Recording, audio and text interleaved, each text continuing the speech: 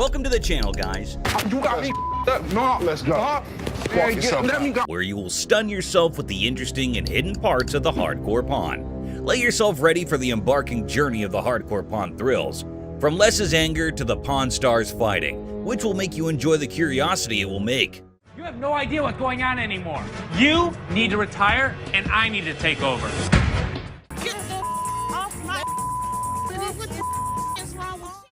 Interesting fight over $100. Well, ladies and gentlemen, gather round for the drama unfolding at the pawn store. We've got a black woman strutting into her own zone, eyeing the pawn treasures. Oh, the suspense. She's in a chit-chat with Ashley, and things are looking intriguing.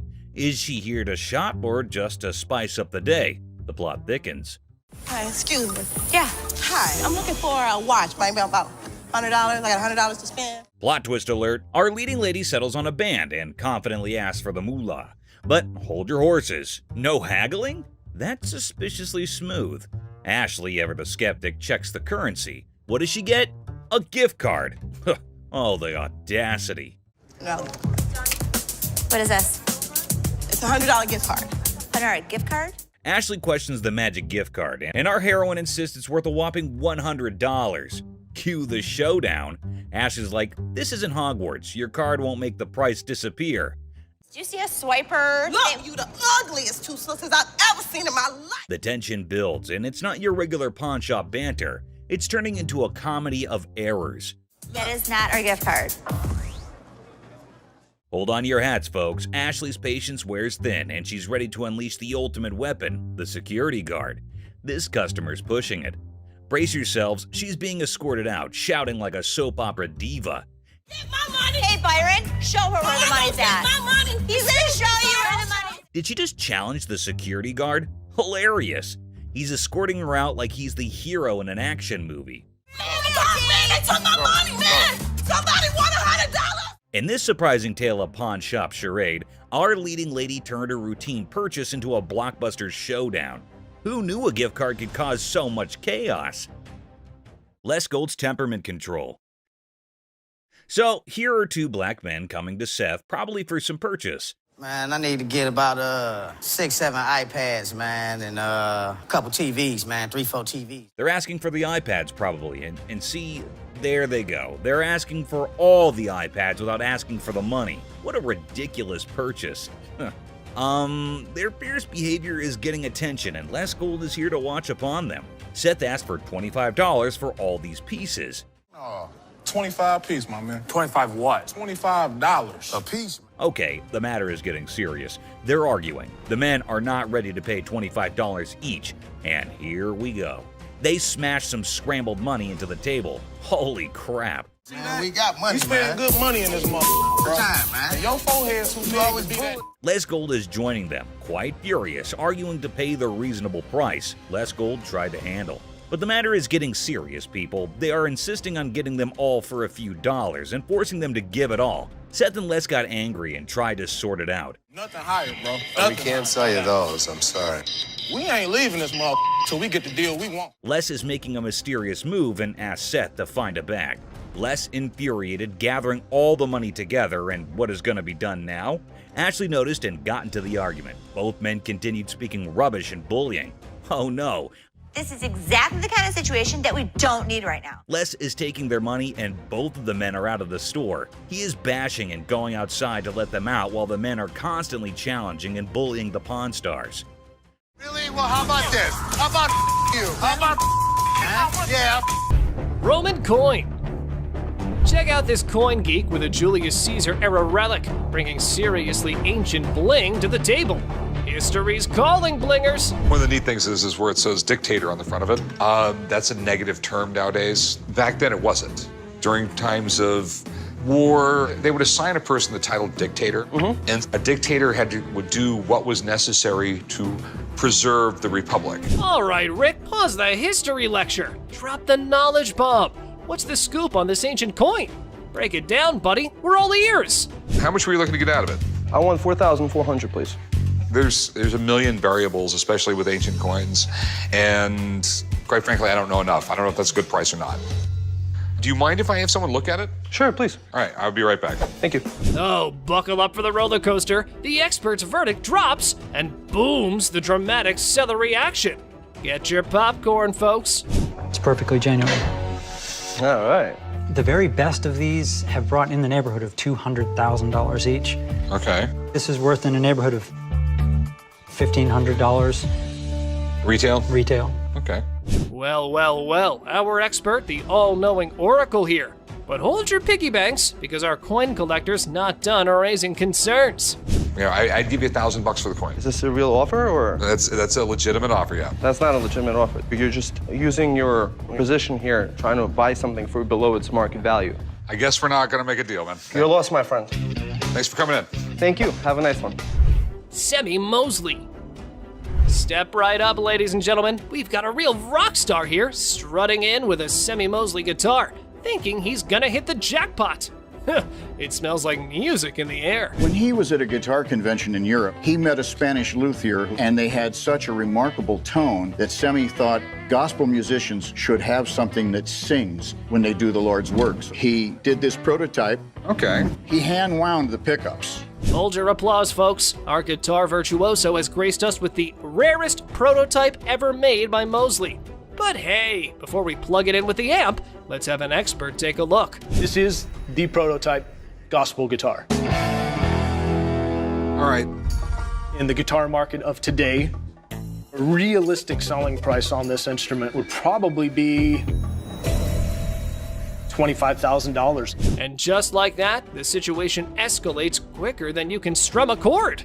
Don't know if that's worthy of music memorabilia, but here's how Mr. Safari's shirt reacted. That's absolutely ridiculous because it's been appraised over the years. Back in the 90s, it was appraised at a minimum of $100,000, and that was in the 90s. I'm just saying, from knowing what I've just recently sold myself, I don't think anybody's going to step up that high. Prepare to have your mind blown. Have you ever heard of a street-legal pirate ship? No worries if you haven't, because it was a revelation for me too. Picture this. A captivating vessel that sails through the streets instead of the high seas. This audacious individual is actually selling a pirate ship that doesn't navigate water, but instead driven around during parades and events. The sheer novelty of this concept is enough to make your jaw drop. Can you imagine the spectacle of a fully decked out pirate ship roaming the streets, spreading swashbuckling cheer and captivating onlookers? It's an unconventional twist on the nautical adventure, where imagination takes flight on wheels instead of waves. A fascinating change that challenges traditional boundaries and sparks the imaginations of all who encounter it. For a ship, you can actually drive 60 miles an hour on the highway. This is awesome. In a moment of anticipation, Chum captures a picture of the pirate ship and eagerly sends it to Rick, seeking his seal of approval. It's no secret that Chumley's heart is set on acquiring this extraordinary vessel. However, Rick's response reveals a familiar pattern. He doesn't always share Chum's level of enthusiasm. Despite Chumley's unwavering excitement, Rick's support wavers, casting a shadow of doubt over Chum's aspirations. Nevertheless, amidst the uncertainty, Chumley embarks on an unforgettable adventure on the ship, immersing himself in a world of whimsy and joy. The pirate ship becomes a catalyst for moments of pure bliss as Chumley discovers a sense of freedom and exhilaration that he has never experienced before. It's a testament to the power of chasing dreams, even in the face of skepticism. Join Chumley as he embraces the sheer thrill of sailing on that ship, creating memories that will last a lifetime. If I can make a deal, Rick will think I'm the man. As the wind tousled Chumley's hair and the weather played its part, a symphony of elements converged to enhance his adoration for the float even further. Each gust of wind whispered its approval as if urging him to embrace the exhilaration that danced in the air. The perfect weather conditions seemed to align, creating an enchanting atmosphere that heightened his connection with the pirate ship. With every passing moment, Chumley's affection for the vessel grew as if it were infused with magical essence. In the midst of it all, Chumley savored the joy and freedom that enveloped him, cherishing the sensation of pure bliss as he sailed through the streets on the ship that had captured his heart. As Chumley eagerly awaits Rick's response, hoping for validation and support, his heart sinks when he reads the crushing words that appear on his screen. Rick's text delivers a blow that pierces Chumley's enthusiasm, leaving his spirit wounded and his dreams deflated. The message, like a dagger to the heart, shatters the joy joy and optimism Chum-Li had been clinging to. The heartbreaking reality sets in as he realizes that Rick's words don't align with his own deep-rooted passion for the pirate ship. It's a moment of profound disappointment as Chum-Li grapples with the stark contrast between his own excitement and Rick's lack of endorsement. Emotions swirl within him: hurt, confusion, and a tinge of resentment. I'm sure he's not going to buy it. He doesn't have any money on him. But he's an idiot. Amidst the tangled web of desires and concerns, Corey possesses a keen understanding of Chum-Li's nature. He recognizes that once the request to abstain is made, Chum-Li is unlikely to proceed with the purchase. In this aspect, Rick's fears find resonance in Corey's assessment. The rational part of their minds acknowledges the validity of Rick's concerns. Even if Chum-Li were to succumb to impulsive desires and make a foolish decision, the stark truth remains: the price of the pirate ship far surpasses his financial means. It looms above his allowance like an insurmountable hurdle, a barrier that cannot be breached without dire consequences. The clash between longing and practicality creates a dilemma that Chum-Li must confront head-on. Will he heed the warnings and let go of the unattainable dream? Or will he risk it all in pursuit of his heart's desire? The outcome hangs precariously in the balance as Chum-Li grapples with the weight of responsibility and the allure of the forbidden. The owner wanted $250,000 for it. Man, that is a little too much. The last bargain he could agree on was $190,000, man. That is still so much money. Chum-Li was so sure that Rick would want to get it, until he checks his phone. Do not buy the float. That was Rick, my boss. The man had been driving Chum-Li around all of the efforts in explaining it. And all for what, man? Just to get rejected on a text message? Whatever. Oh, sorry, man. Man, I really feel so bad for Chum-Li. Everyone gives an attitude to my boy here, and he just takes it all. Well, enough of Chum-Li. Sometimes even Rick makes a mistake, and the great Harrison is not at all happy about this one. A captivating scene unfolds as Bill strides into the store, his presence immediately catching the attention of the Pawn Stars crew. In his possession, he carries a Wells Fargo strongbox, an intriguing artifact that exudes a sense of mystery and historical significance. As if that weren't enough, he adds to the spectacle by unveiling antique balls and chains, further piquing the curiosity of everyone present. Bill, confident in his offering, sets the price at a hefty $2,000. A sum that raises eyebrows and sets the stage for a fascinating negotiation. We got a Wells Fargo strongbox and some antique ball and chain. Okay, you do have a... The anticipation builds as the Pawn Stars team contemplates the value and potential of this unique collection.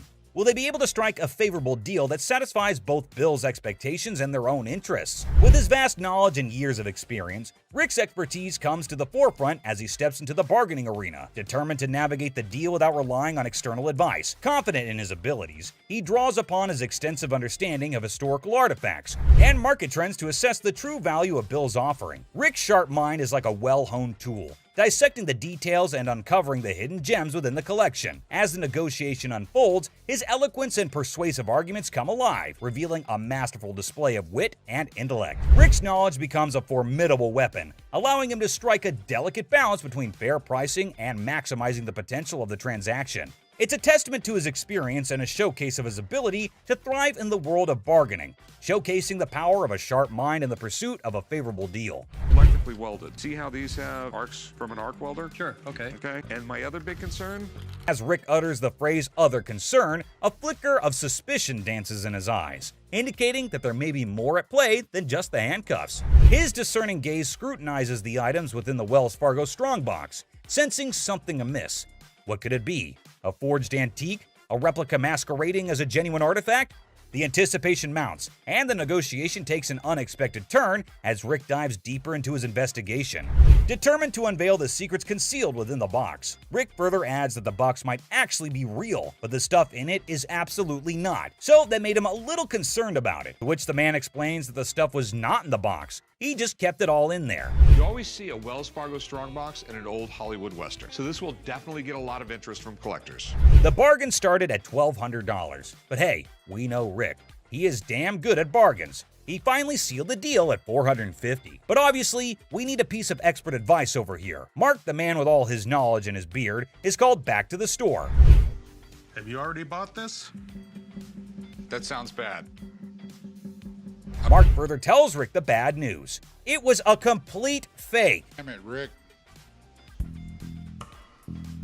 Looks like Harrisons get pissed off on this show, but hey, another day, another lesson to be. Experience the chaos as a sweaty man in a shark costume demands $800 at a pawn shop, leaving the bewildered staff grappling with his bizarre requests.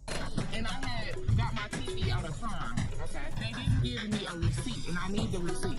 We don't give out receipts. What you mean you don't give out receipts? Every time I do business with y'all, y'all always give me a receipt. When we give you your item, that's your receipt. That's proof that you paid to take it out. The thing is, I need this receipt to show what I spent my money on. We do not give you a receipt because we didn't sell it to you. That's been the policy of the store for over 30 years. This is not retail. It was already their item. I'm giving it back to them. Period. I need a receipt. My man needs to know that my money on it. You sitting there looking up. We don't give out receipts. Ashley meets Lisa, who claims they're old pals from the pawn shop world. Ashley's face is a mixture of confusion and amusement as she tries to recall Lisa from the past. It's like a game of memory gone wrong, with Lisa insisting that they're besties while Ashley's scratching her head, wondering if she's entered the twilight zone of pawn shop encounters. Hi. Nice to meet you. How are you? Good, how are you? What's your name? Lisa, this pawn shop. I've never seen this woman before in my life. Yesterday, She had like instant unconditional love for me. She doesn't know me. I'm coming. Lisa's affection for Ashley kicks into overdrive, leaving poor Ashley feeling like she's in an episode of a pawn shop soap opera. Lisa's suggestion of exchanging numbers adds a sprinkle of awkwardness to the mix, like a sitcom scene gone awry. I do like you. No, you lied. I adore you. I appreciate would not that. lie to you. I mean, it's just a suggestion. Ashley gives into the madness, agreeing to pawn Lisa's chain with a smile plastered on her face. It's the kind of absurdity you can only find in a pawn shop where deals are made amidst deliberations of unconditional love and compliments about dental hygiene. And the scene. So, how much did you get on this? I get last time 120. Okay. I think I've got a customer for life. It's good to see you. Nice to see you. A bizarre encounter unfolds as a man dressed in a sweaty shark costume barges into the pawn shop demanding $800 for the costume. Identifying himself as Les, the man claims to be a professional mascot by day and a dancer by night, specializing in hyping up crowds for shark fights. His erratic behavior and peculiar demands leaves the staff bewildered and grossed out, especially when he tries to persuade them to try on the costume despite its unpleasant odor. I need my money. What? Hi, I'm Les. How are you? I've been better. It's about 100 What's your degrees in this name? thing. Greg. Hey, nice to meet you. This is Ashley. Hi. You're dressing up like a shark. Is it what you do for a living? Yeah, I'm a professional mascot during the daytime. At night, I'm a dancer. Shark fights. Shark fight. I've never even heard of what this guy was talking about. This thing, it just brings out the $800. That's all I want. This guy is so bizarre. So. Try it on. Real quick. Try it on. Smells. It does. How do you know it smells if it's not on you? Smell it. It does smell. Oh, boy.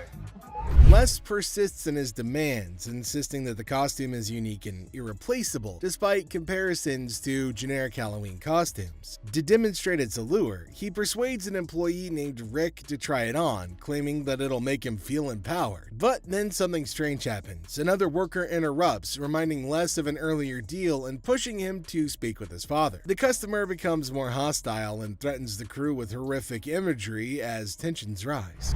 No, you can't get this in a Halloween. Does this look like a Halloween costume? There's only one of these in the whole world. $800. Hold on, you're missing something, dude.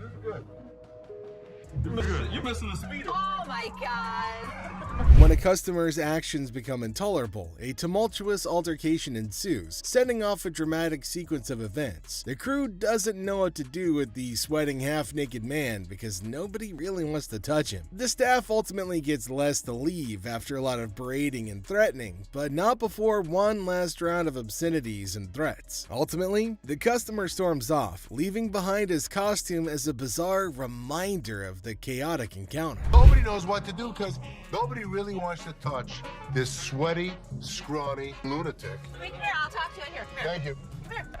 Don't Left fist hospital, right fist cemetery. Which one you want? pick it. You pick it. You pick I it, beat mother. up your side. Pick it, mother. Do it. Hey. Ah, behold the wannabe warrior, armed not with valor, but with a stash of classic weapons. Who needs battles when you can make quick money selling halberds? The modern quest. These axes are in amazing shape. If we can prove these are real, I know I can easily sell them to a military collector. So how much are you looking to get for these halberds? I need 7,500 each.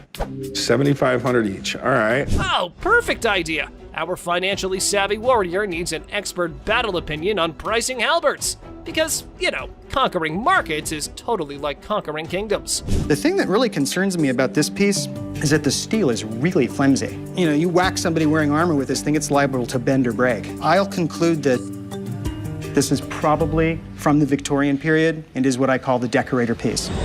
Well, congrats on that masterclass. But hey, guess what? Corey's uncrushable optimism still has a glimmer of interest in our warrior's equipment. I mean, if I were to make you an offer, I'd make you an offer of around $1,500. Are you talking a piece? No, I'm talking total. No, I'm not interested at all. Well, if I were you, next time I'd buy one, I'd call Craig too. All right, appreciate it. All right, thank you. Bye. Gotta admit, that was seriously hilarious. What did Les have to lose? Nothing at all. But this guy, oh yeah, he got exactly what he deserved. The man just couldn't stop with the curses. So this dude walks in, right? And he brings in some equipment, no beating around the bush, and straight up expects a cool $100 for it. Can you believe that? Like, I'm trying to get at least $100 for it. $100? Yeah. I won't even be able to sell it for. Well, the guy just flat out tells him that there's no way he can cough up $100. So the customer's disappointed, but hey, at least he's keeping his cool, right? So how much can you give me, man? $20? Well, we're clueless about what this dude's gonna pull off next. But hold up. Seth comes swooping in to handle the situation like a boss. Let's see how he tackles it. Sitting on the back? Do you know what it is? It don't matter how many you sitting on in the back. Because then I can't. Well, things are seriously heating up, and it's turning into a real mess. Seth tries to talk some sense into the guy, but he's just not cooperating. And instead, he's shouting like there's no tomorrow. Dollars for this. You paid $200 for that, I overheard? Yeah, I mean, Really, you paid $200. So Seth breaks it down for him, saying it's not even worth $100. But this dude is now causing a scene, making a big fuss that's grabbing everyone's attention, to be honest. I'm trying to get money for it. I've been waiting in this line for an hour. I need more than two. This guy seriously needs to calm down. He's dropping way too many curse words. And honestly, it's gonna be his one-way ticket out of the shop. That's when Les steps in to take charge. Let's see how that plays out. You gonna do old man? Who you calling old mother? Old man? No way, he actually said that? Like seriously, what the heck? This guy just keeps digging his own grave, making the situation even worse for himself. Brace yourself, because what he does next is gonna leave you absolutely stunned. Really, mother? I got this. I got it. You wanna give me more than one? Oh my god, seriously? Can you believe it? This dude actually tried to mess with Les and thought he could get away with it without being kicked out. That's some messed up behavior right there. Like, what on earth was he even thinking? Wait for an hour. Really? Me? You. Well, he totally got what he deserved. But guess what? That's not even the end of it. She's all sweet and ready to drop some cash. What could possibly go haywire, right? Now, this lady is seriously contemplating whether she should go for it or not. So, what's your take on it, guys? You think she'll end up taking it or not? Hold up. Is that for real? She whips out a gift card with all this confidence, and hey, is that some kind of new payment method now? Ashley looks totally baffled by this turn of events, that it's not a gift card, and she goes on to explain the situation. Talk about major agitation right off the bat. This lady is seriously caught off guard, and maybe just can't handle the fact that it's not a gift card. And props to Ashley for still trying to explain things calmly and patiently. Where do you see a swipe thing on this? Do you see a Someone needs to rein in this woman because the way she's throwing a fit over a gift card is seriously ridiculous. I mean, does she not even realize how foolish she looks? Just look at her, still going on and making an absolute spectacle of herself. And last but not least, we get this other dude who goes absolutely bonkers. But here's the kicker. It's not about something he wants to buy or pawn. Now, you might be wondering, what on earth set him off then? Well, keep watching to find out. Hey, how you doing? I'm here to buy an engagement ring. So, no kidding, this guy is actually here to buy an engagement ring. Whoa, that's some exciting news, isn't it? Les coolly presents a selection of engagement rings, and you'd think everything would go smoothly, right? Well, except for the blaring car horns outside, because of course, nothing can be too easy. Oh, Damn, so that's the reason for all the honking? There's a massive truck just sitting smack in the middle of the parking lot. Now, take a wild guess. Whose truck do you think that might be? Come on, give it a shot. It's not rocket science. Semi-truck. And then it's white gold. That's me. Sir, can you... Ding, ding, ding. It's none other than this guy. So Les politely requests him to move his truck from there. And what do you think his response was? Find a good place to park? Oh man, come on now. I'm in a hurry. I can't be moving my truck in this. Yikes, did he seriously say that? I mean, how do some people not have basic common sense? Did he genuinely think he was doing the right thing? Les is clearly not putting up with it, and you could totally see that. You don't have an option. You have to move your truck. I'll be more than happy to show Can you. you believe this guy had the nerve to straight up say no? Well, let me tell you, things are about to take a turn for the worse for him. But just when he thought he couldn't dig himself any deeper, he goes ahead and proves you wrong. Why are you so rude? I'm not moving the damn truck. Byron, take over. Well, obviously he's about to get kicked out, and trust me, you gotta watch this. It's absolutely hilarious. Move the truck. Come on, man. That's wrong, bro. Next time, parking on the freeway. This dude should be totally embarrassed about his behavior. And oh boy, he didn't stop there. He just kept on going. And the last straw was this. Move your truck! Well, that's all the craziness you get to see today, guys. It started when this old man walked into the Pawn Stars shop carrying a semi-Mosley guitar, along with all the proper documentation. Little did he know what he was about to get himself into. And who do we have on the other side of the counter? None other than Rick Harrison himself, the proud owner of this legendary establishment. Let's see how this unfolds. Cool. I know a little bit about him. I know that he started off repairing guitars and then actually started making guitars. Rick wasted no time, man. He was all like, yo, spill the beans about that famous guitar. And the old man, who seemed to know everything about this valuable guitar, started sharing all the juicy deets. He had some seriously high expectations for the guitar, thinking it would rake in a crazy amount of cash. But hold up, let's not get ahead of ourselves just yet. Rick ain't one to take risks when it comes to buying stuff, you know. So he decides to bring in an expert to make sure he ain't getting played. Smart move, Rick. It's always a good idea to get a second opinion, especially when there's big money involved. And bam, here comes the expert himself, a dude who knows guitars like nobody's business. He's about to drop some serious knowledge on this situation. The expert took a look at the hype about semi-Mosley guitar, which the old man thinks it's worth a fortune. Now, this is where things start to get interesting. Keep an eye out for those moments when the old man's high hopes are about to go down the drain. After a thorough examination, the expert was ready to deliver his verdict. It would probably be $25,000. Well, the guitar was in great shape, no doubt about it. But no way the market value hovers around $25,000. And just like that, the old man's hope went to waste. But the old man thought the expert was kidding, and he didn't take his opinion seriously. After the expert opinion, it was time for the final moment. And here comes the classic pawn shop thing. Obviously, we're not going to make a deal, so all I can tell you is good luck.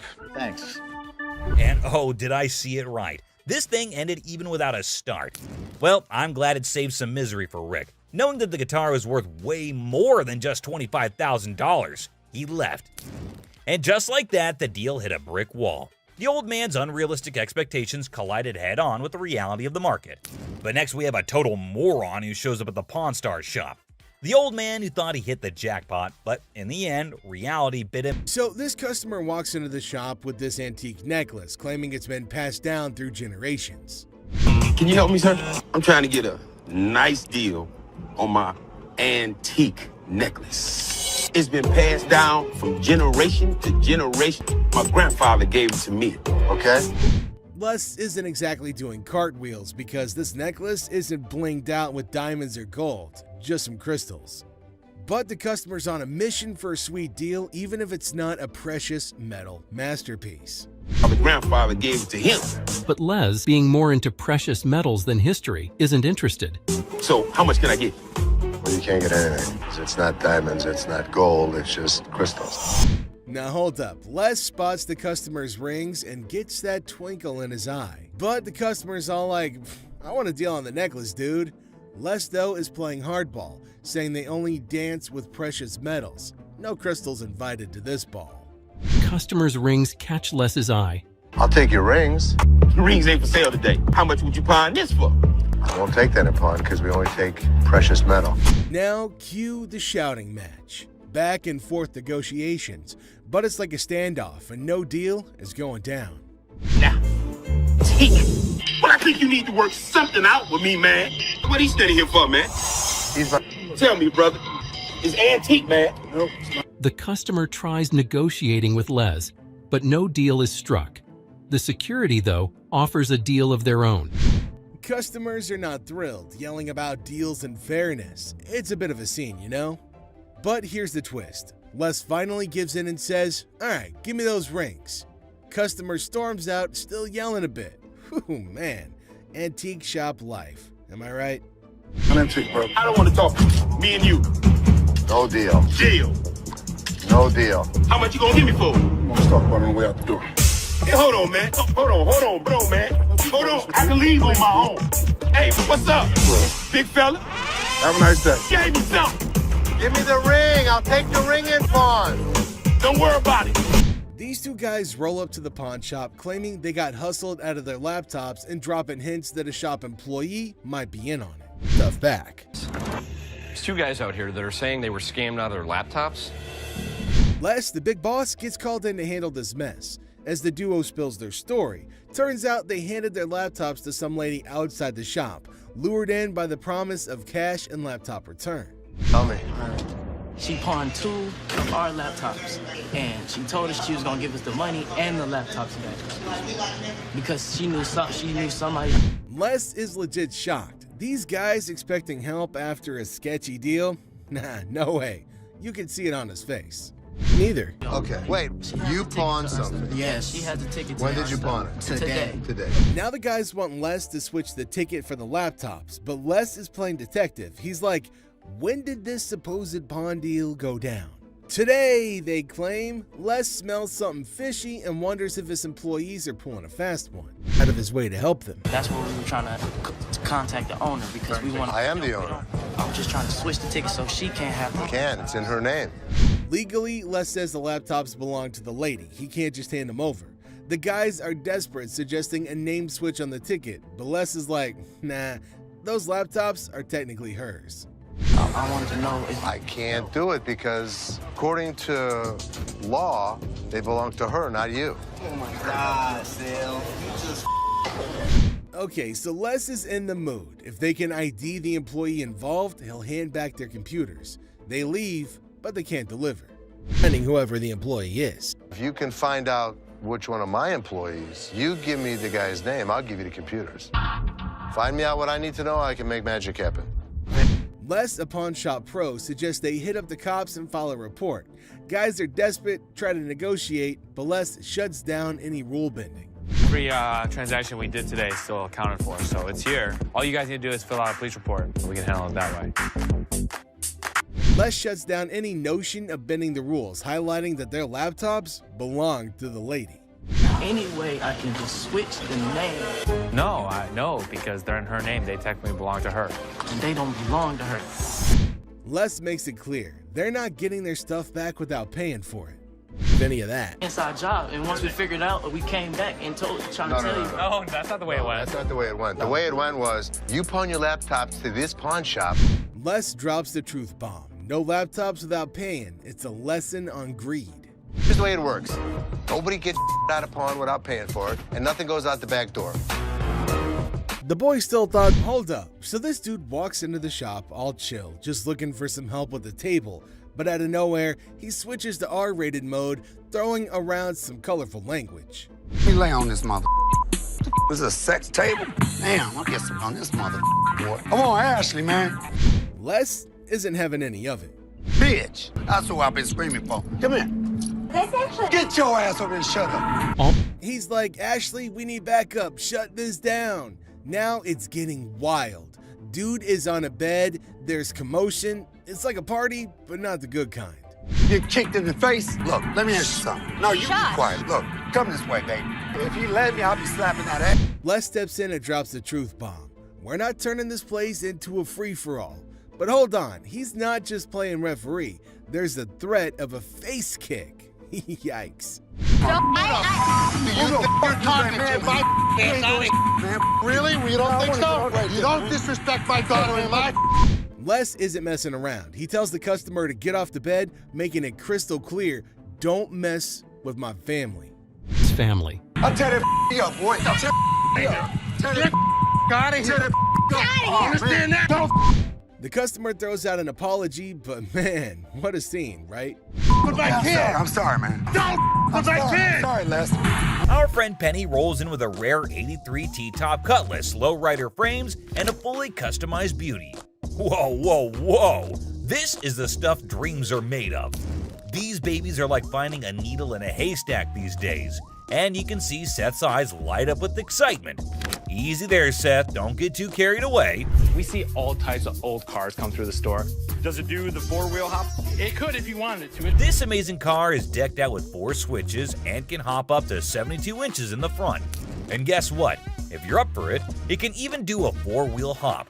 Talk about a versatile ride. If you wanted it to, it's equipped to. But it's very rare we see a tricked out car that actually jumps off the ground. This car is the real deal, folks. It's got all the bells and whistles you could imagine.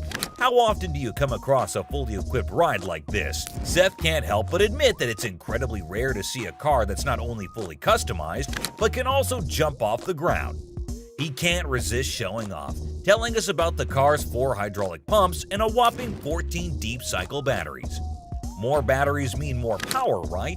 Seth and his buddy can't resist the temptation to hop in and experience it firsthand. And let me tell you, they are having a blast.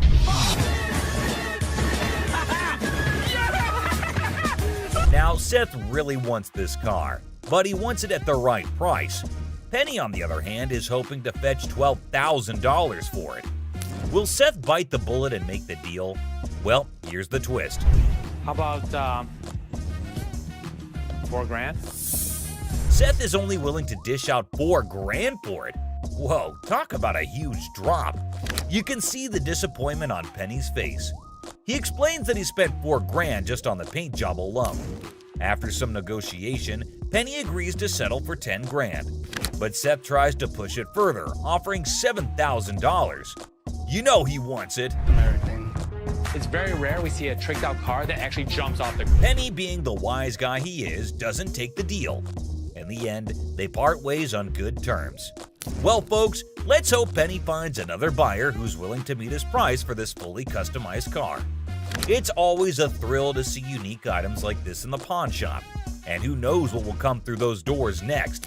Stay tuned for more pawn shop adventures. But here comes another gem-filled day at Les's Pawn Shop. Who knows what other surprises await us in the future?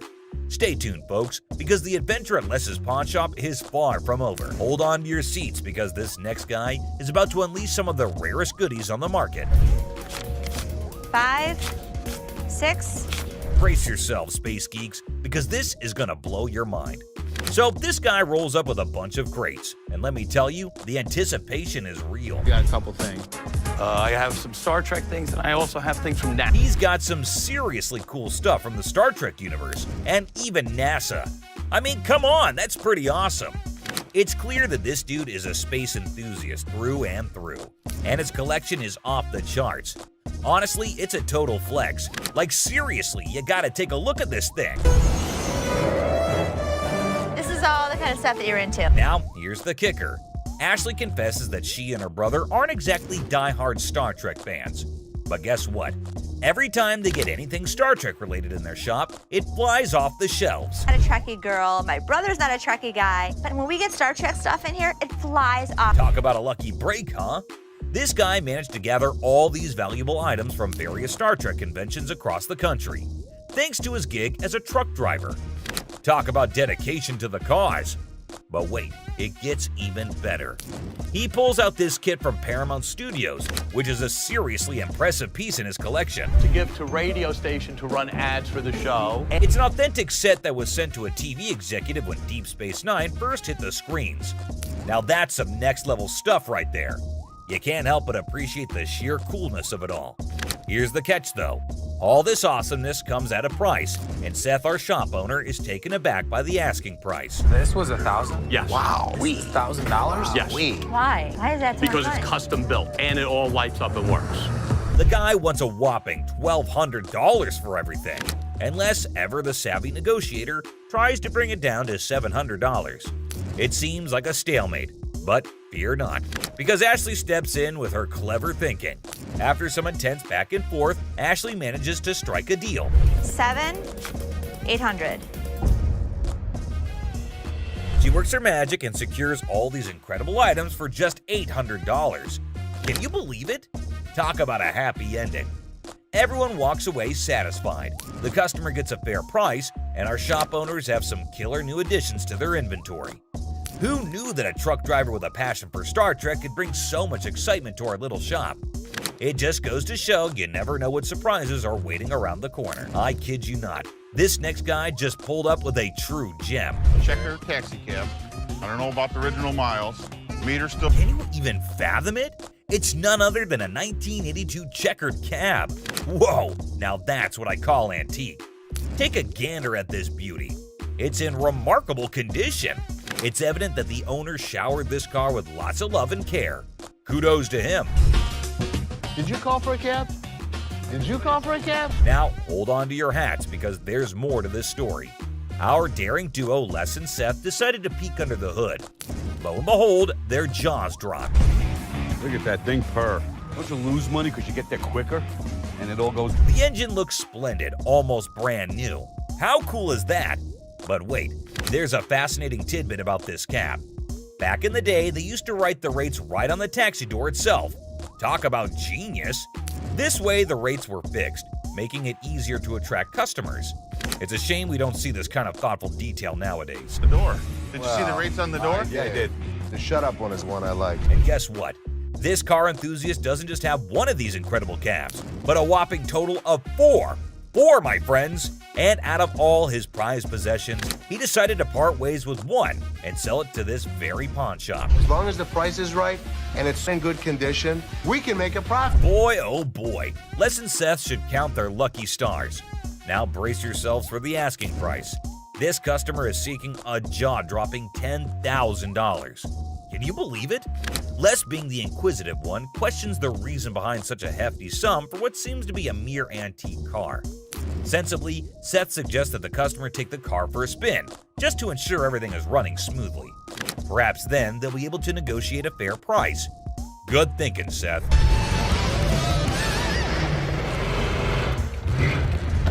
Les, ever the insightful one, recognizes that this is not just any ordinary car. It's a masterpiece, a truly unique item. Plus, considering its excellent condition, they can actually turn a profit from it. However, much to their disappointment, the customer refuses to budge below $8,500. Sadly, no deal can be made today. Nonetheless, Les wishes him luck, and we join him in hoping that the right buyer comes along for this exceptional ride. Fingers crossed, and walked away from the deal. But wait, there's more. You think Les will let him walk away like this? Les has something up his sleeve, and he does this. Well, after mulling it over, the customer finally caved in and agreed to Les's offer. That's the kind of influence Les has, folks. Somehow, people just can't resist his charm. Now, with everyone on the same page, they can all happily move forward. It's smooth sailing from here on out. A massive fraud. This one will truly astound you, so hold on to your chairs. The largest swindle to ever occur on the show, so far as people are aware, left everyone perplexed and alarmed. Basically, the boys said that someone from the shop had conned them. She pawned 2 of our laptops, and she told us she was gonna give us the money and the laptop. To make a long story short, a woman pawned 2 of their laptops and then informed them that she knew someone who worked at the pawn shop and would give them the money and the laptops. You pawned something? Yes, she has the ticket. When did you pawn it? Today. The males are left with nothing because she has their laptops, the money, and even the ticket to their belongings. Meet you at the back door, so you'd end up with the laptops and the money? Yes. It astonished Ashley and Seth as much as it shocked Les. This girl told you one of my guys would meet you at the back door, so you'd end up with the laptop? Les, or anybody else, was unable to stop it now. Les then thought of a strategy, though. If you can find out which one of my employees, you give me the guy's name, I'll give you the computers. At that point, the youngster had a glimmer of optimism and left, believing that perhaps they could apprehend the employee. Well, let me tell you something. We've been scammed before, and I will not be scammed again.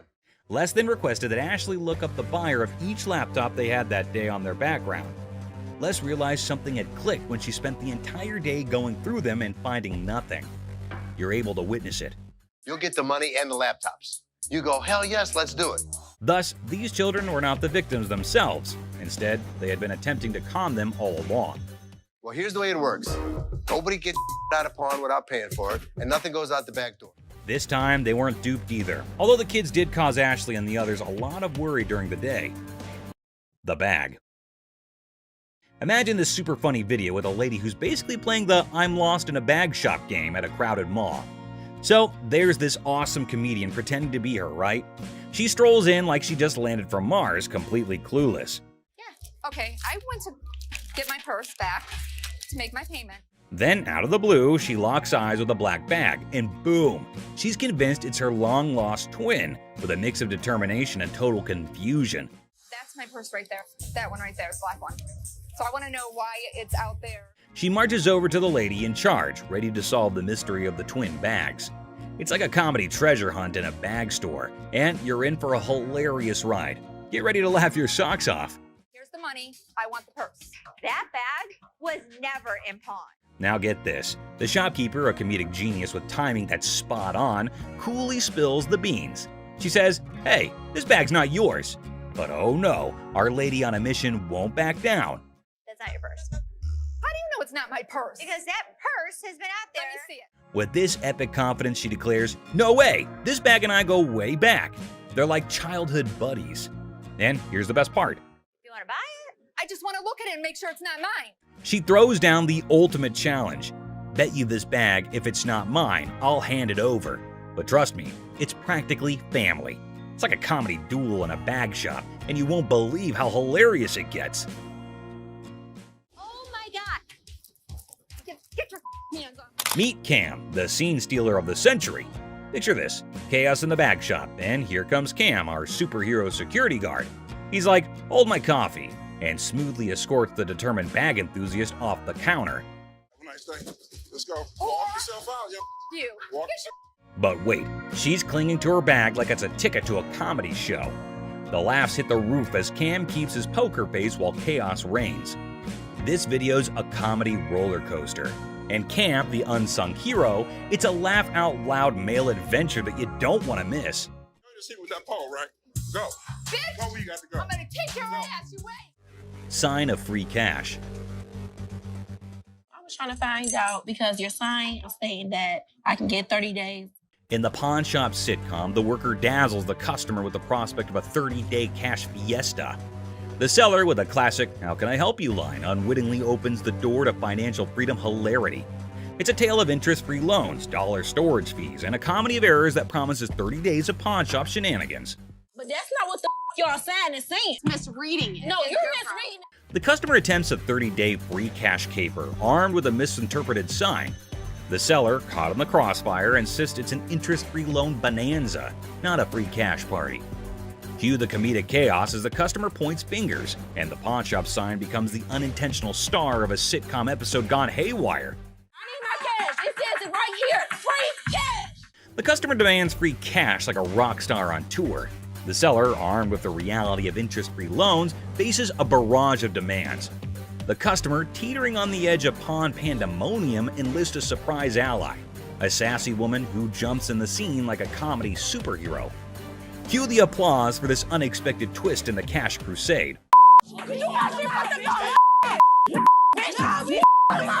In the side-splitting aftermath, the pawn shop saga spills into the parking lot, where the customer and seller engage in a hilariously awkward brawl. Amidst a flurry of ass cracks and elbows, the spectacle unfolds, leaving the bystanders in stitches. The door slams and the customer vows a dramatic return with an unforgettable "I'll be back" exit line.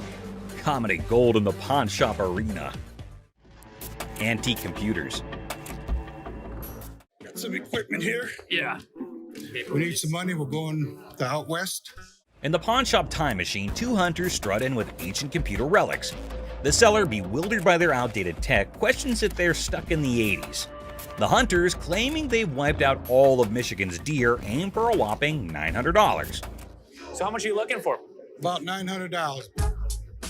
The price tag triggers more shock than a retro computer's boot-up sound. What I can offer you is Zero. Zero.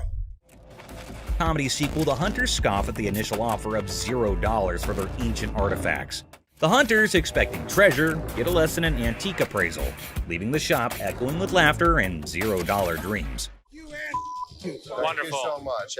You too. In the aftermath of the failed computer barter, the hunters dropped to an $800 offer, met with a swift and resounding 0 from the pawn shop. ZZ Top, mistaken for Detroit's antique appraisers, exits empty-handed.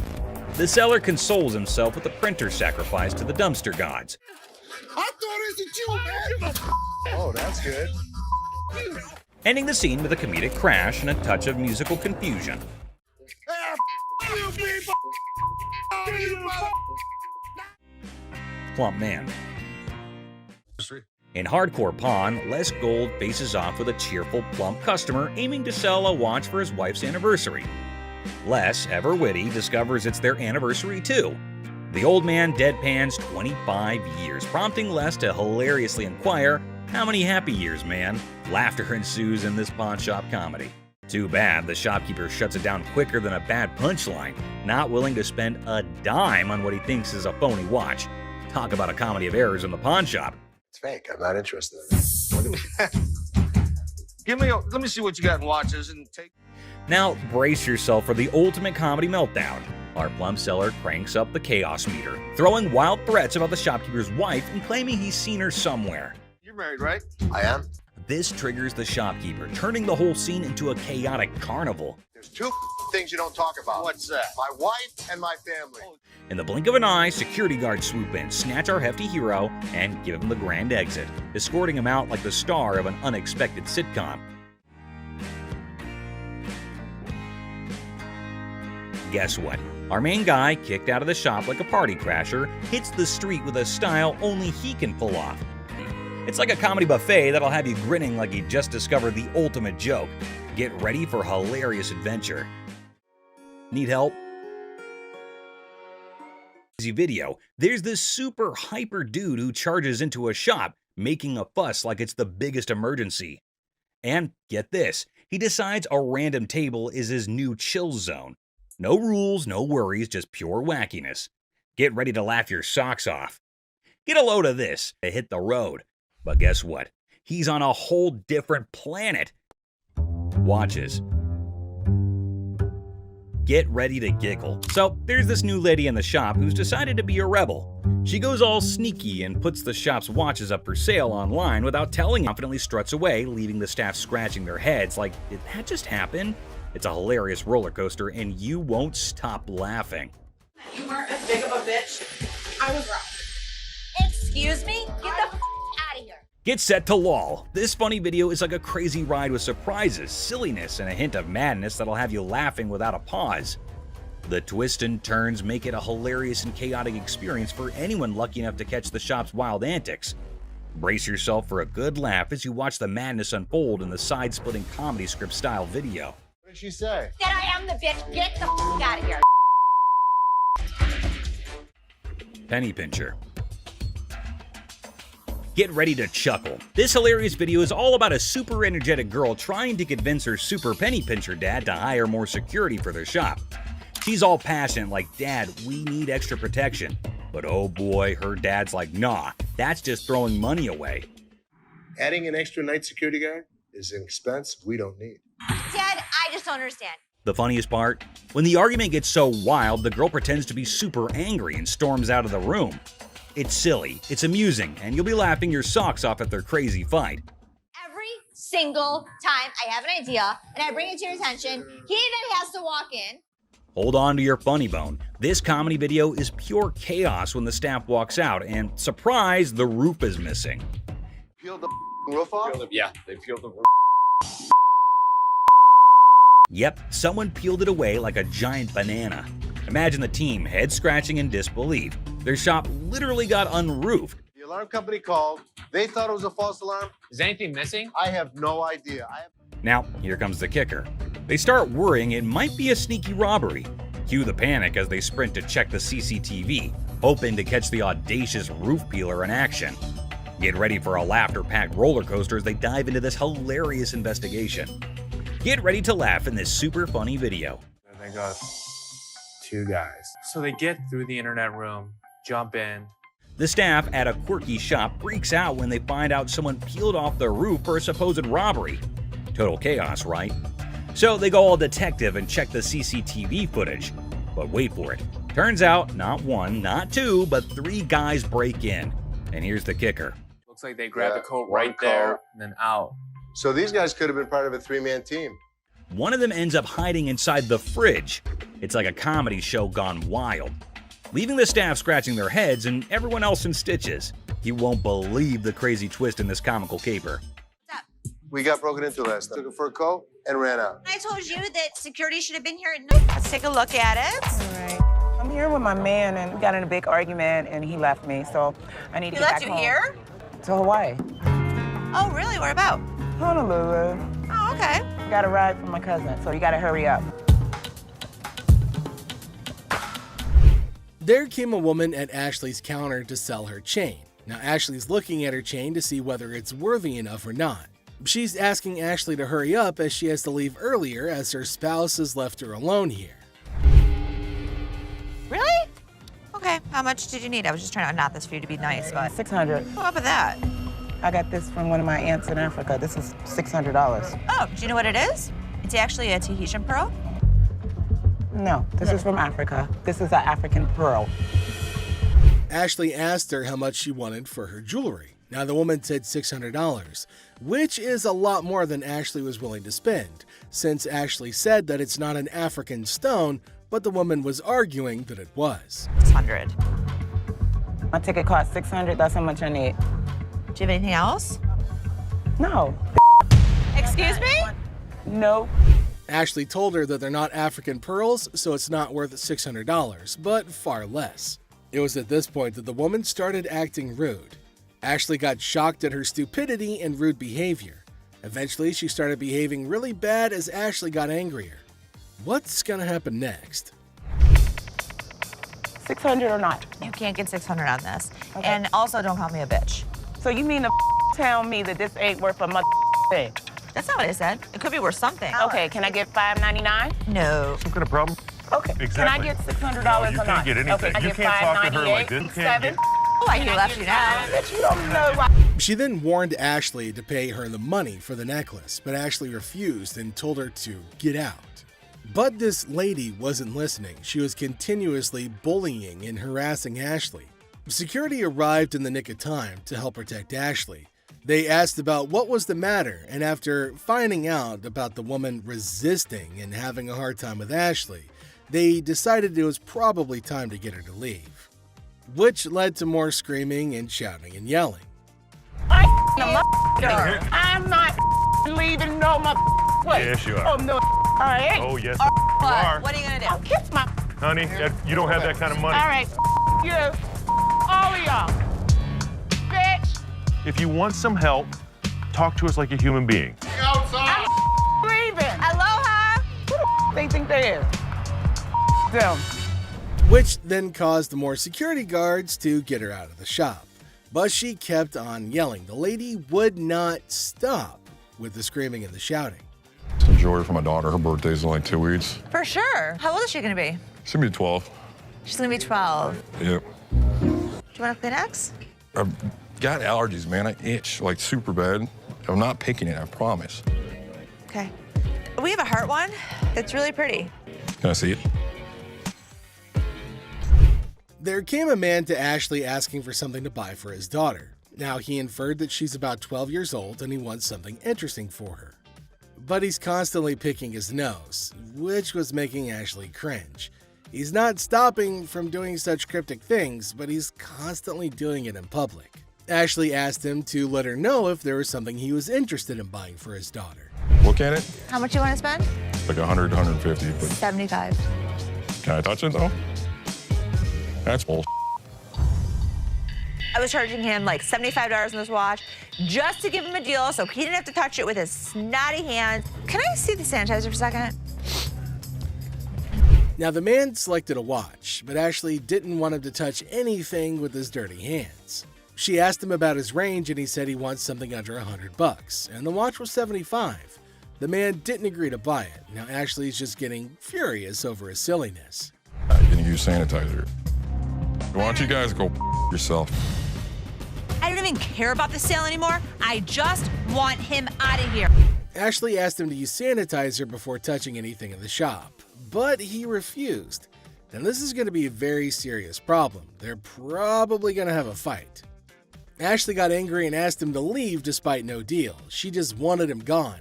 She didn't care for the deal or profit, but just getting him out of the shop. Well, then came the guards who made sure that he left, and Ashley used sanitizer everywhere on everything that he put his hands on. Well, that's it for today, everybody. Thanks for being part of the Hardcore Pawn adventure with us. We hope you like the drama and the surprises. Stay tuned for more pawn shop stories. See you next time. Les faces off against chaos as a wild woman storms in demanding her money, leading to a bizarre showdown where even the pawn shop floor becomes her stage. I couldn't pay you. I don't get all the mother questions. You taking my money. On you no names. Let me go on my stuff. You ain't did nothing. You don't come back. Yeah, I will be back. You and your people. I can put up with a lot, but that woman cannot call me that. Who walks up to one of the cars and pulls out her boobs and starts rubbing it on the car? Les, the owner of the pawn shop, greets a guest who brings Detroit Bicentennial cards. However, the excitement fizzles out when they realize the cards aren't worth as much as they'd hoped online. $50 less. Shake on it. Give me a minute. No problem.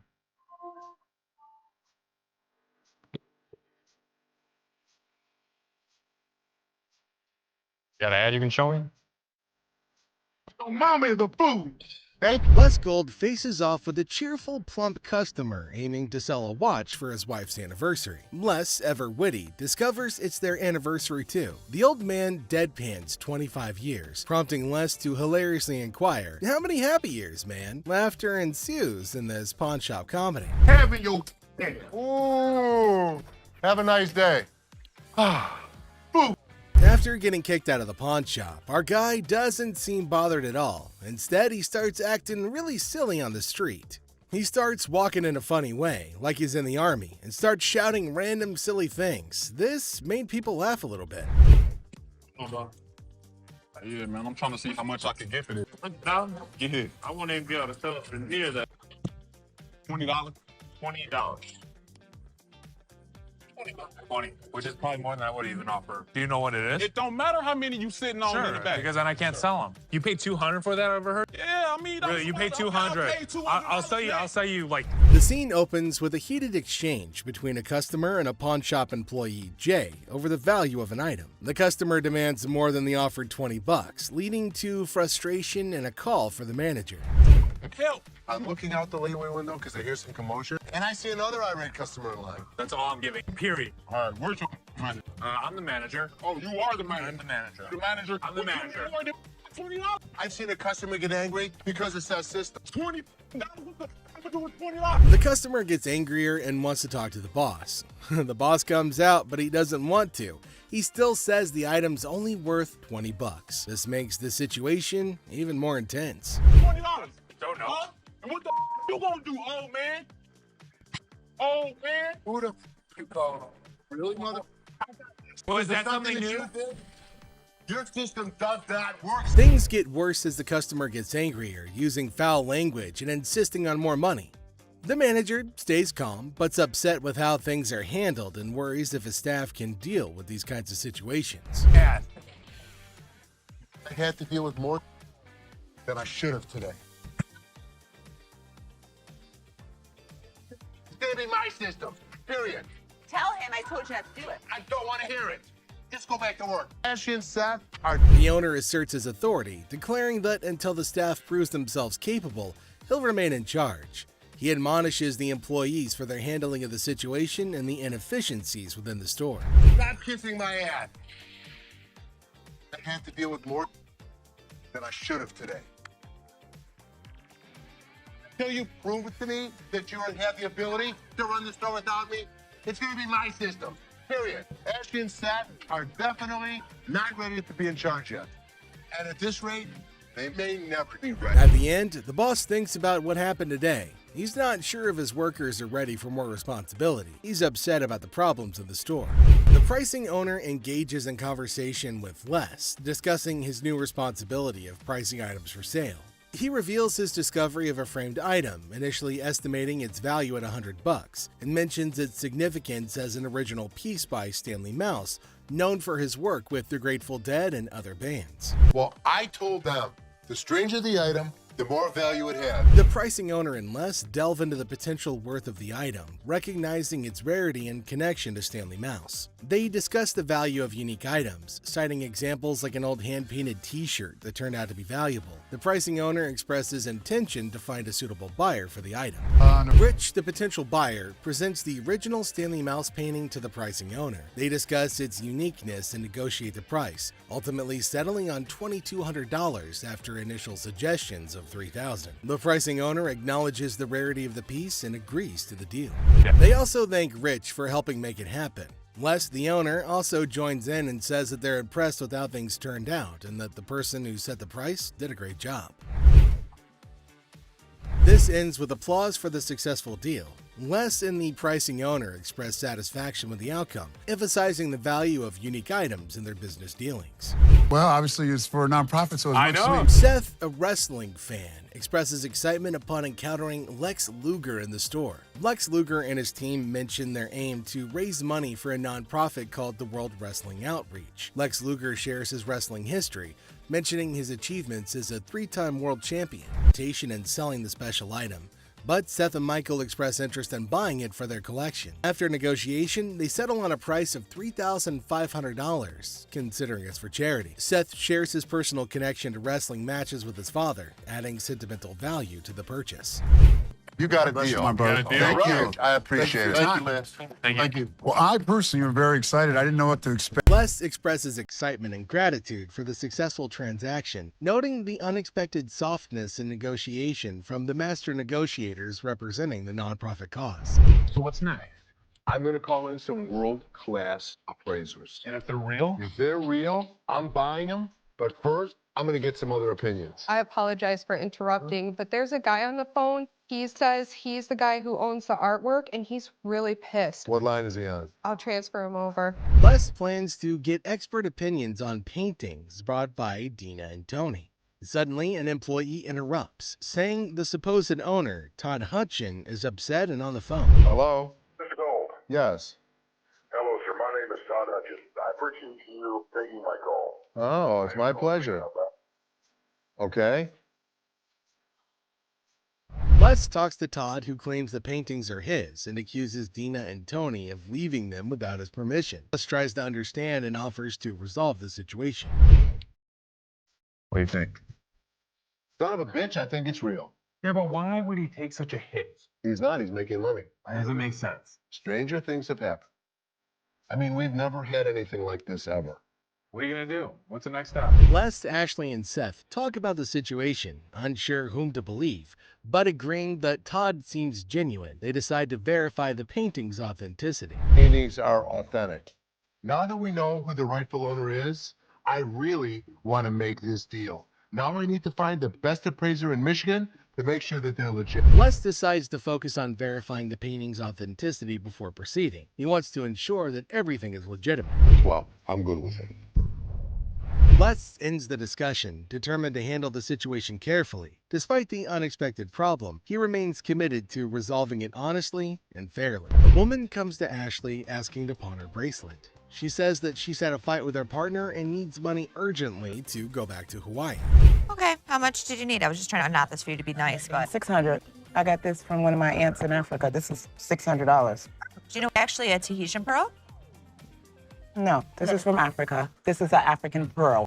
Tahitian pearls are... Okay. Ashley checks the bracelet and talks to the woman about where it's from. The woman says that it's an African pearl, but Ashley says that it's a Tahitian pearl. They disagree about its worth and where it's from. The woman gets angrier and calls Ashley names. Ashley stays calm but tells her to talk respectfully. The woman leaves angrily and this situation doesn't get resolved. Picking up very expensive pieces grabs Les's attention. Hey, sir, don't touch it. Sir, if there's anything you want to see, we'll be more than happy to show you, sir. Well, what do you know? Expensive pieces tend to be fragile. How am I going to see if it's going to work? The customer starts touching expensive items, catching Les's attention. Les politely asks them not to touch anything, offering assistance in viewing items instead. Sure, that's why I asked you. That's when you're back there and he's over. I'll come out right out there. You think I give it? The customer insists on touching, arguing it's necessary to check functionality. Les tries to explain store policy, but the customer gets upset. Out of my store. Don't touch it. Don't time to go. You're lucky you got some. The customer's frustration grows, prompting Les to ask them to leave for disrupting the store. Les firmly directs the customer to leave, highlighting their luck in having assistance. Jersey just moved into the town and is on an errand from his wife. My wife and I, we just bought a house and she sent me here. She said, see what you can pick up. Let's find some. I'll bet you can make A middle-aged man from New Jersey, recently moved into town, is running an errand from his wife to find furniture for their new house. He spots a couch in the store and expresses interest in making a deal. After looking at a cheap couch, the customer notices that the couch is dirty. You gonna clean all that up before I buy it? That's why it's so inexpensive. I gotta tell you, man, that's nasty. Our used furniture sometimes has things on. While checking the couch, the customer notices its dirty condition and questions if it'll be cleaned before purchased. The store attendant explains that the low price reflects its used status, which includes some dirtiness typical of secondhand items. Really? Well, I only got $200. After sitting down to give the couch a try, the customer begins being disrespectful to Les. And let me try this out, man. Look, my shoes are cleaner than this couch. Then don't buy it. Make me a deal. I got cash in my pocket, man. Wow. The man doesn't like how the couch looks and tries to pay less for it with the money that he has. He starts being rude, saying bad things about how dirty the couch is and insulting the store. I bet you're the mother that's been sitting on here for. This was actually my couch. We had a reupholster and I gave it to Ashley. When the comment reaches Ashley, Les's daughter, Les has enough of this customer. Is that your daughter? That's my daughter. She must be nasty too. The customer's derogatory comments extend to Ashley, Les's daughter, who works at the store. Les, the owner, has had enough and confronts the disrespectful customer, defending his daughter and the store's reputation. How we doing in the deep? Les decides to end the interaction, urging the customer to leave the store. The customer, unwilling to change his behavior, decides to go elsewhere, ending the encounter on a sour note. Excuse me. Hi, I have a question for you. Yeah. Okay, I went to get my purse back to make my payment. She's telling me that it's expired. That's my purse right there. That one right there is black one. So I want to know why it's out there. A girl approaches Ashley in the pawn shop with a question about her purse. She claims that her purse, which she points to, was wrongfully labeled as expired, and she demands to know why it's out for sale. My purse right there. How do you know that's your purse? Because I know my purse. Here's the money. I want the purse. If you don't give me the purse, I'm going to climb over the counter and get it myself. Give me my purse. The girl argues the purse refers to her and displays money as evidence of access. She becomes furious and threatens to jump over the counter if she fails to obtain her purse back. Can you go over there and get my purse for me? Okay, first of all, it's not your purse. How do you know it's not my purse? You look at it. If you want to buy it. I just want to look at it and make sure it's not mine. Okay, first of all, I'm not. Ashley contradicts the girl's assertion, saying the purse wasn't ever pawned and is not related to her. She encourages the lady not to speak rudely and offers to show her the purse if she's got an interest in purchasing it. Purse, or I'm going to climb over that counter and get it myself. What's it going to be?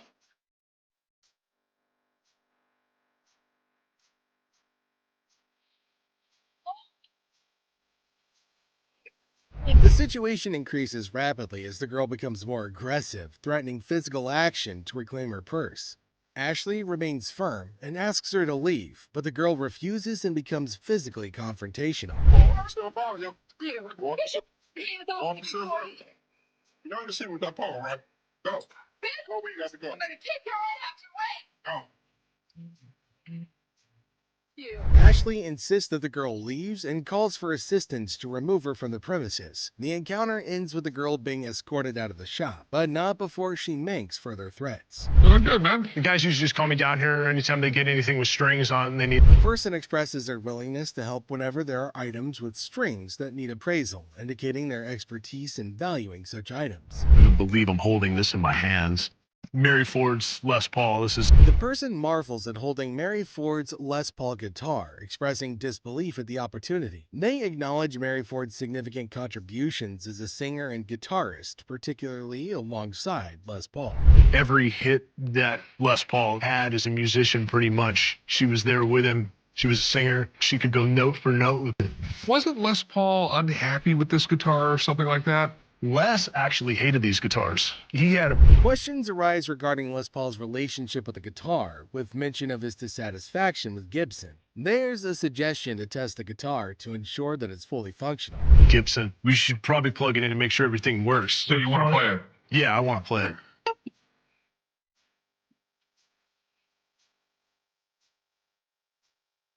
The decision is made to plug in the guitar and test it out. And after testing, it's confirmed that the guitar works perfectly, eliciting satisfaction and relief. All right, so it works? Yeah, it works. With the successful test, it's affirmed that the guitar is in good working condition, marking a positive outcome to the evaluation process. I was coming to pawn my ring because I have to. Les attends to a customer who urgently needs money to pay her rent. She hopes to pawn her ring for some quick cash. Les examines the ring closely to confirm its authenticity, which seems to upset the customer. She points out features of the ring to prove that it's genuine. How do I know? All you have to do is look at the holes in the back. Okay, how much did you want, man? $200. $80. After the very weird episode, Les makes the lady an offer which doesn't sleep well with her. I'm not just about to let you have this for. The customer requests $200 for the ring, but Les offers only $80, mentioning how much he thinks that it's worth. Buying it, you're just pawning it. The woman demands Les give her what she came for. Unfortunately for her, the customer rejects Les's offer, stating that she paid $500 for the ring and insists on a higher amount. However, Les remains firm at his valuation. There you go. Yeah, I want to pawn it. Okay. So you gonna give me $200 or not? Done.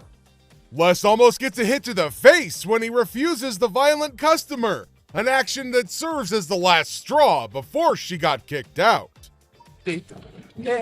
Les repeats his offer, leaning into a tense moment where the customer becomes aggressive. Ultimately, Les decides to eject her from the shop, ending the encounter. You guys seen the 32 Roadster? I haven't seen it, son. Someone probably stole it. It was parked in the warehouse. How could someone steal it? A high-tech thief could get into this warehouse easy. Rick becomes anxious when he learns that Corey took the expensive 32 Roadster to the gym, fearing potential damage to the valuable merchandise. Have you guys seen the 32 Roadster? I haven't seen it, son. Someone probably stole it. It was parked in the warehouse. How could someone steal it? A high-tech thief could get into this warehouse easy. All you have to do is cut a hole in the roof and lift it out with a helicopter. To pick the lock. The conversation shifts to the possibility of the Roadster being stolen, with various theories proposed, including high-tech theft methods like using helicopters or hacking into security systems. Roadster around? I'm not driving it around. I just took it to the gym. That's driving it around. The thing is in perfect condition. What if you wreck it? What if you ding it? What if you scratch it? I'm not an idiot. I'm your partner. Rick says he didn't drive the Roadster just for fun. He says he only took it to the gym. He defends himself from being called careless. He reminds everybody that he's a partner in the business. I can't believe my dad's giving me a hard time about this. I mean, what's the point of owning a pawn shop? Tensions raise between Rick and his father as they argue over the handling of the Roadster. Rick feels frustrated by his father's skepticism and restrictions, questioning the purpose of owning a pawn shop if he can't enjoy its items. Later found out that the car was not nearly worth $68,000. His expert had failed to notice that the car was a hot rod. Later, Rick learns that the Roadster is worth a lot more than he realized, valued at nearly $68,000 due to its hot rod modification. So what can I help you with today? Got this ring right here. See how much it might be worth. Okay. I also wanted to know how much you guys. The customer brings in a ring for an appraisal and to inquire about pawning it for cash. He seeks to understand its value and potential loan amount. Les expressed surprise at the customer's sudden violent behavior, emphasizing that he's witnessed conflicts before, but never expected such aggression from the customer, particularly towards their spouse. Welcome to the jump. Hey, how you doing? Hey, can I talk to the owner? Okay. We do. Okay, how's that working out for you? Working out great. I'd like the opportunity to maybe go over some paperwork with you, show you what we can offer, what we could do. Okay, well, there's nothing to be missing. If somebody's parked illegally, we want to be able to come in. Mark, a would-be business partner, approaches Les with a proposition. However, Les quickly realizes Mark's intentions and plays along, subtly mocking Mark's attempts at persuasion with humorous banter. Car that's left overnight by some chance. It doesn't happen. Well, things happen. We don't have that problem because we have fences around the building. Well, we've done a couple other business around here. I don't think you're understanding what I'm saying. I want the business. Listen. No, you listen. You are not coming into my business and trying to shake me down. Do you understand me? Listen, you are... Do you understand me? As Mark persists with his proposal, Les becomes increasingly skeptical.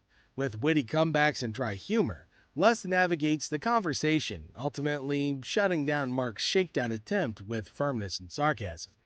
It's the old time in the past. We got a new thing going on right now. No, you got a shakedown business, which I'm not going to pay for. Well, that's what would you call it? I call it a business opportunity. I'm not interested. You old man.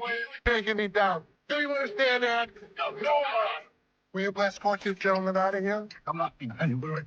Les asserts his authority and refuses to be intimidated by Mark's persistence. Their exchange escalates comically, with Les confidently asserting his position and dismissing Mark's offers with disdain. Of course you're not. I'll be back. All right, come on back. And man. Go ahead. So with now, I ain't got to touch you no more. I'll be back. If I were you, I wouldn't come back. Whatever. Make sure that mother never comes back in here. You understand? No problem, sir. You had a choice to be able to make this happen, okay? Make it happen right, okay? He does have a nice car, though. The confrontation concludes as Les firmly shows Mark the door, unimpressed by his attempts to strong-arm a deal. With a mix of humor and seriousness, Les ensures that Mark won't be coming back anytime soon, ending the encounter on a humorous note. Hey, you the owner? Check this out, man. I can turn around and pay for that. What's up with that? $45, man. Come on. Man, step your back, man. Step back. Come on, you gonna talk to me? Orderly, I'm speaking English and say. You get it? I ain't got no receipt, man. Well, how can I give you another unit, another game, if you don't have... Because I bought it from here, man. I bought it right over there. I will be more than happy to exchange it for you. The customer's mad because he wants a refund for a game but forgot the receipt. Les tries joking around, but the guy's still upset. Things get a bit funnier as they go back and forth, with the customer threatening to jump the counter. But Les stays cool and sends him off with a witty goodbye. What, am I supposed to carry it with me? Give me my money back now. I can't have that. I don't know if we did it. I don't know if he did it. I don't know if he really bought it from us. But because he was so irate, he had to go. We're going to go right here to the refund. I ain't going over there. Do you want it? I got... Get off me, man. You going. You ready? You ready? You going. Get off me, man. Let's go. Let's go. Les attempts to reason with the customer, offering to exchange the game if he brings the receipt. However, the customer's stubbornness escalates, threatening to leap over the counter, adding to the absurdity of the situation. I ain't going nowhere. Have a nice day. Step the receipt. See you later. Bring the receipt. Bring the receipt. I don't want this place. We don't like you either. Man, keep the game. Thank you. Merry Christmas. You got a bad attitude. As the confrontation reaches its peak, Les decides to escort the customer to the refund department. The customer's resistance continues, resulting in Les ultimately dismissing him with a sarcastic farewell, ending the encounter on a humorous note. He asked for $200, but no, it's not going to be a good deal, and they told him to leave. The man in need got a severe shock and held up the poster thinking. Les again said that they can't pay more than $100, and after some time of quietness, they agreed to the deal. Finally, the happy deal was made.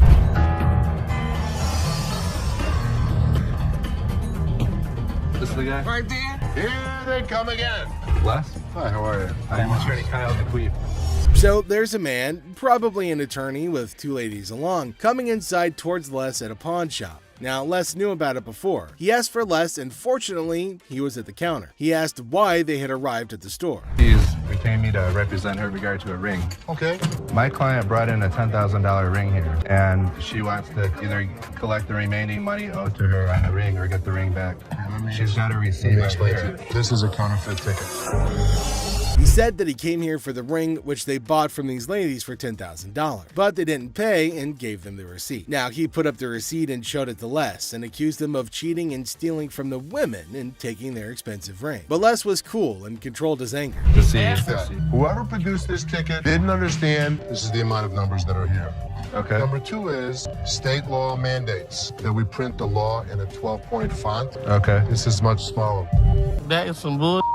It may be bull, but that's the truth. I don't know how I got mixed up, but There's the game-changing point. Les, after listening to him, explained that he will reveal the truth now by showing the real receipt that they had. He went and came back with real receipts that they've been giving to the customers. There, he spotted major differences. He notified him of the major changes in the receipt that he brought. The man looked rather weak and stunned in response. printing wrong or whatever, but this is the ticket he got from here. He didn't get it from here. He didn't get it from here. So now we just liars and we just come in. I'm not saying that you are. So you trying to send my son a liar? I wish I had better news for you, but That's bull.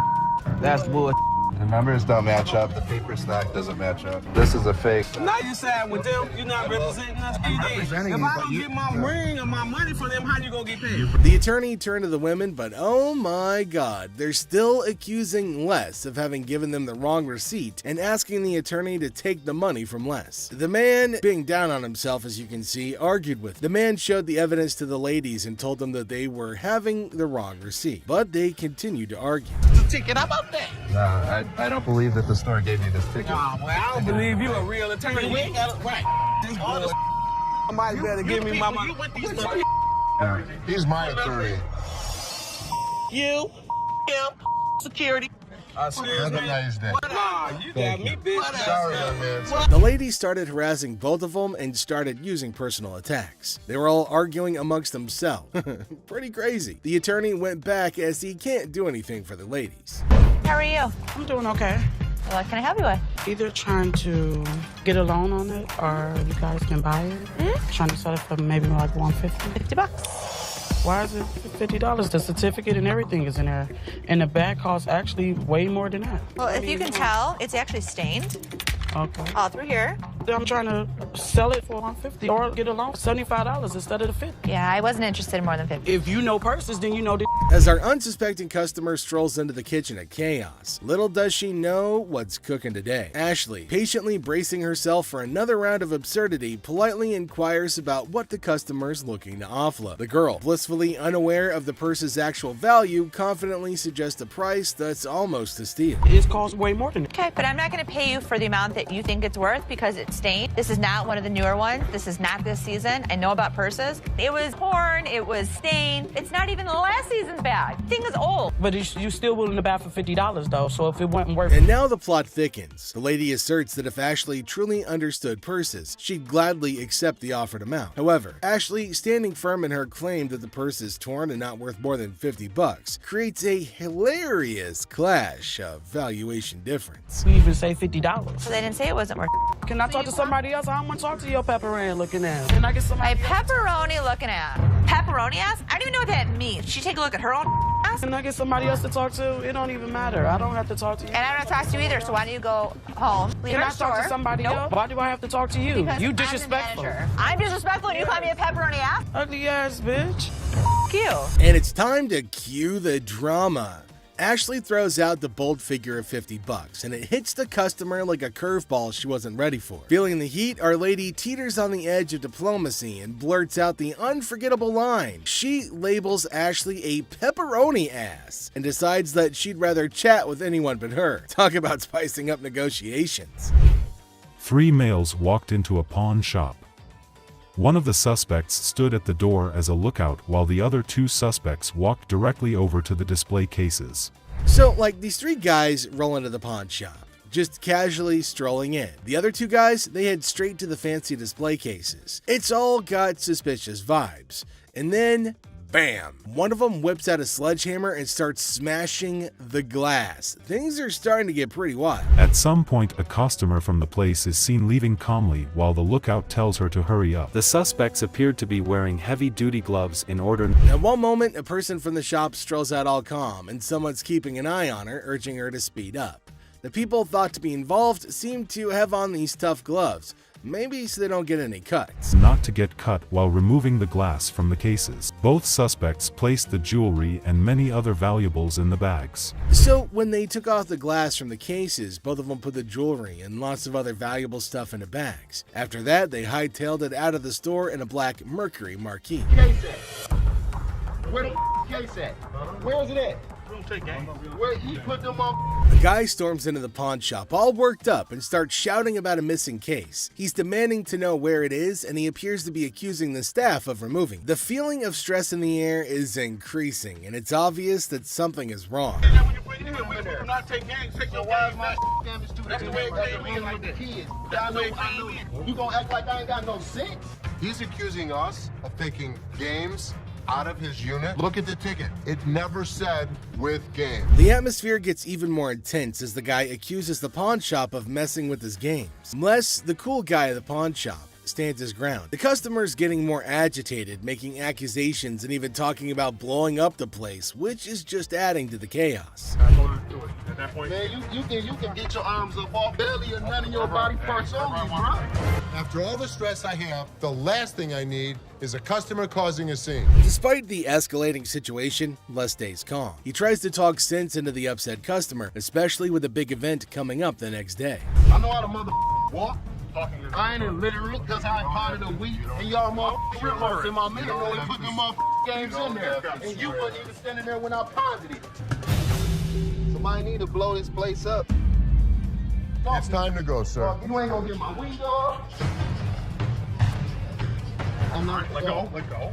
Can I get my weed? He'll get it for you, don't worry. You're making a threat like that? The situation becomes alarming when the upset customer makes a threat to blow up the place. Les, rightfully concerned about the safety of everybody, asks the guy to leave. Security becomes a priority, and the customer's demand for his belongings takes a back seat to the potential danger that he's creating. It's a challenging moment for Les, who's just trying to manage the chaos caused by an irate customer. How's it going, man? What's going on, man? Everything good. How about you? I'm doing good. Good. What can I do for you? Let me at least like $400 for this watch right here. What can I do for you today? Can I get like $400 for this watch right here? It's worth $820. Les, chilling at the pawn shop, notices a guy walking in, watch in hand. Les, being friendly, asks how things are going. The guy, hopeful, wants $400 for his watch. Les, the cool pawn detective, calmly discusses the watch's worth, revealing it's valued at about $82. Yeah, man, tell me the truth. What'd you really pay? Telling you the truth, man. Come on, give me $4. Give me $4 for this watch, man. Come on, man. We deal in high-end watches. This was worthless. Nothing for us to deal with. Come on, give me like $450 for this watch. Why are you yelling at me? I got a baby on the way, dog. Congratulations. I'm sick of living at the crib, man. My girl on my head. The negotiation heat rises as the guy insists on $400, but Les suggests $7. The guy, pleading and sharing his life story about a baby on the way, asks for $400 again. Les stands firm, offering him the same price, which leads to a bit of yelling. The guy, feeling frustrated, calls the place bull ass and expresses his discontent. You want $10? Oh, so what do with $10? I have no idea. Go to Coney Island. Give me Coney Island is good. No Coney Island, no $10. Got a baby on the way to go do this to me, dog. What you looking like a crazy fool? The tension escalates, and the guy feels disrespected, using strong words and even threatening Les. Les, staying cool, suggests maybe he should have been given $400, hinting at a broken lamp that needs payment. The situation gets intense, with the guy considering if he should have taken the deal. Some cash for this watch, man. 400? I'm sorry. This is a bullshit-ass place, man. This whole ass place, dog. Excuse me. You call it what? You call him a bitch? You? I'll knock you the out. You don't know who you talking to. Tell me. Dog, don't touch me, homie, dog. Touch me, dog. Then maybe he would have been able to pay me for the lamp that he broke. Yo, I'm off you, dog. The guy, still upset, leaves the shop, but not without some fiery words. Les reflects on the encounter, realizing maybe he should have given $400 to avoid the chaos. The drama ends, leaving behind a mix of emotions and a used watch. Life at the pawn shop remains unpredictable and full of surprises. How you doing today? Hey, pretty good. How are you? Real good, thanks. I'm Les. Les, I'm Randall. How are you? Randall, oh, you got a hell of a grip. Wow. What the hell is it? Call it a ring. Okay. I didn't think it was a bus. How'd you get it? I just got it. This guy smelled like a brewery. Okay. How much did you want? I'd like $500 for it. Why? Why? Because I need it. Yeah, I get got you. 2 DUIs. A person walks into the pawn shop, catching Les's attention. Things start getting interesting right away. The person wants $500 for a ring and shows it to Les. Les, being curious, asks where the ring came from and why they want to sell it. The person gets really mad when Les asks questions. The intensity in the air rises as the person angrily explains why they're selling the ring. Les stays calm, making it a surprising and dramatic moment in the pawn shop. Well, if it was gold, I'd give you more than 500, but it's not real. I know it's worth $500 and you're going to give me $500. Well, actually, if this was gold, it was brass. It had no value. I understand. You have court issues. The problem is, I need $500 for it. I'm sure you do. Man, I don't know why you need. As the conversation continues, Les drops a bombshell. He tells the person that if the ring were real gold, he'd offer a whopping $2,500. Feeling a glimmer of hope, the customer suggests, just give me the $2,500 then. Expectantly awaiting a positive response, Les, with a touch of humor, reveals the harsh reality. He explains that the ring is fake, not even worth $500, and he won't pay that much for a counterfeit ring. You got to give me something for it. I can't give it to you. I'm sorry. Give it to me anyway. Man, you can give me something for it. No, you give me something Just don't for beat it. on the glass. This guy was drunk. You give me that ring back. Give me that. It's the. I ain't going nowhere. Man, get away from me. Get out of here! I go away! You man? In the midst of the ring discussion, a security guard quietly enters, taking a position behind the customer. The customer, desperate, pleads with Les to give him something for the ring, but Les, staying true to his detective skills, rejects the plea, emphasizing the ring's fake nature. Les, sensing trouble, comments that the customer seems drunk, adding another unexpected twist to the escalating situation. As the rejection sinks in, the customer, unable to contain his frustration, sits on the floor, declaring that he won't leave. The tension peaks as he becomes increasingly aggressive. The guard steps into action, forcefully dragging the defiant customer out of the store. But despite being escorted out, the customer continues to yell and make a scene. Oh boy. I see you sweating. Yeah. Must be hot outside. No, I was doing karate outside. You're doing karate? And judo. I'm Bruce Lee's sister. Really? Yeah. As the door jingles, a woman strolls into the pawn shop rocking winter clothes in the summer heat. Now she's chatting with Les, teasing him about the sweltering weather. She even claims to be a martial arts pro, throwing around Bruce Lee's name. The banter kicks off with a request for a karate move demonstration. She said she was Bruce Lee's sister. So what you got? The atmosphere takes an unexpected turn when the woman unveils a unique item, a mysterious fox mink. Les, unfamiliar with such creatures, engages in a lighthearted conversation to understand more about this fox mink. The woman, with a hint of mystery, reveals her intention to sell it. A mink fox? I don't know. I'm not into animals. Fox. I've heard of fox. I've heard of mink. So fox mink. Did you want to post? As the conversation unfolds, Les dives into the details of the fox mink, trying to grasp its worth. The woman shares anecdotes about the origins of the item, painting a vivid picture of its history. Les, playing the role of the detective, subtly negotiates and gathers information to figure out the best deal. Sell it. How much did you want for it? $50,000. The encounter concluded with the woman deciding to part ways with her fox mink. Les, using his seasoned charm, finalizes the deal.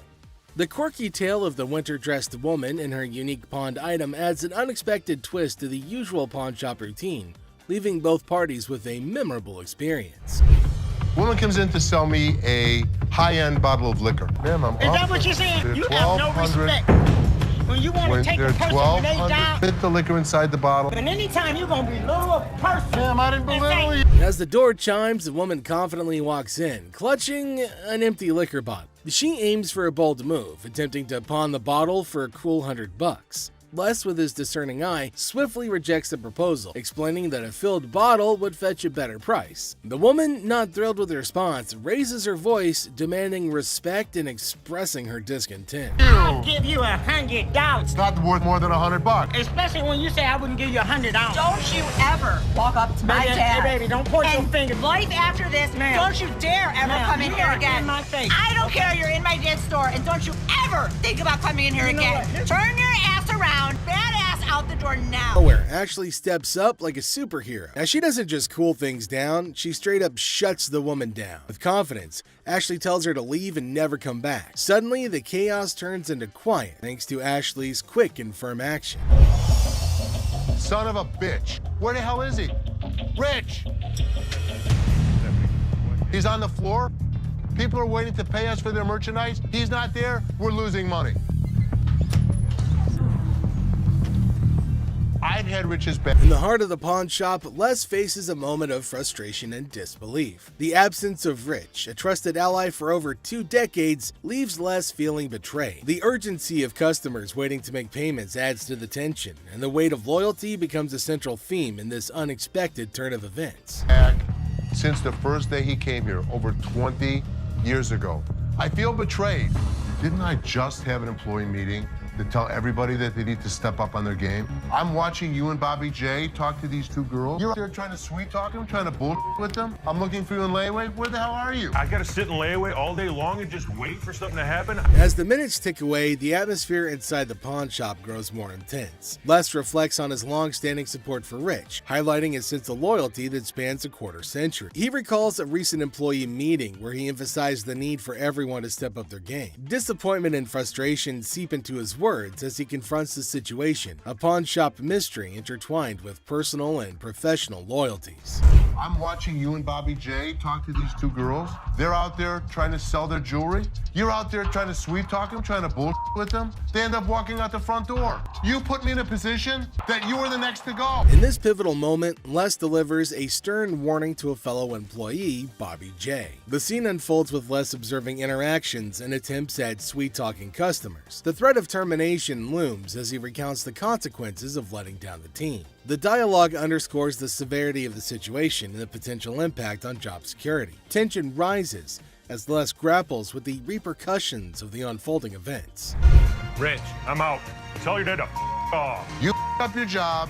As the confrontation escalates, Les draws a line in the sand. The ultimatum is clear: compliance or termination. The final seconds capture the raw emotion and frustration of a loyal employee who feels unappreciated and misunderstood. He knew he was in trouble once we walked through that door. Joe, what did you steal from me? Tell me the truth.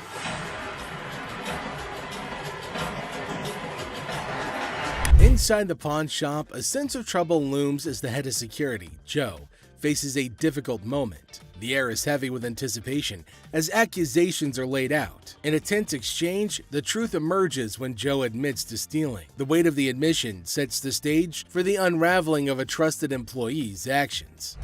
The detectives call in uniformed officers to put the cuffs on. And then he reaches into his pocket and pulls out an assortment of jewelry worth over $7,000. As the admission hangs in the air, the situation takes an unexpected turn. Detectives call in uniformed officers to apprehend Joe. A place built on trust is now shaken to its core as the true extent of the betrayal unfolds. You go this way. This is my loyal employee, my head of security, guy that I trust. The arrest unfolds and reality sinks in for the pawn shop owner. The disbelief is evident as a devoted employee, the head of security for the previous 3 years, is carried away in handcuffs. The emotional weight of the betrayal is clear in the owner's voice, which expresses the anguish of putting trust in someone who later proved dishonest. If he was, he could be anyone.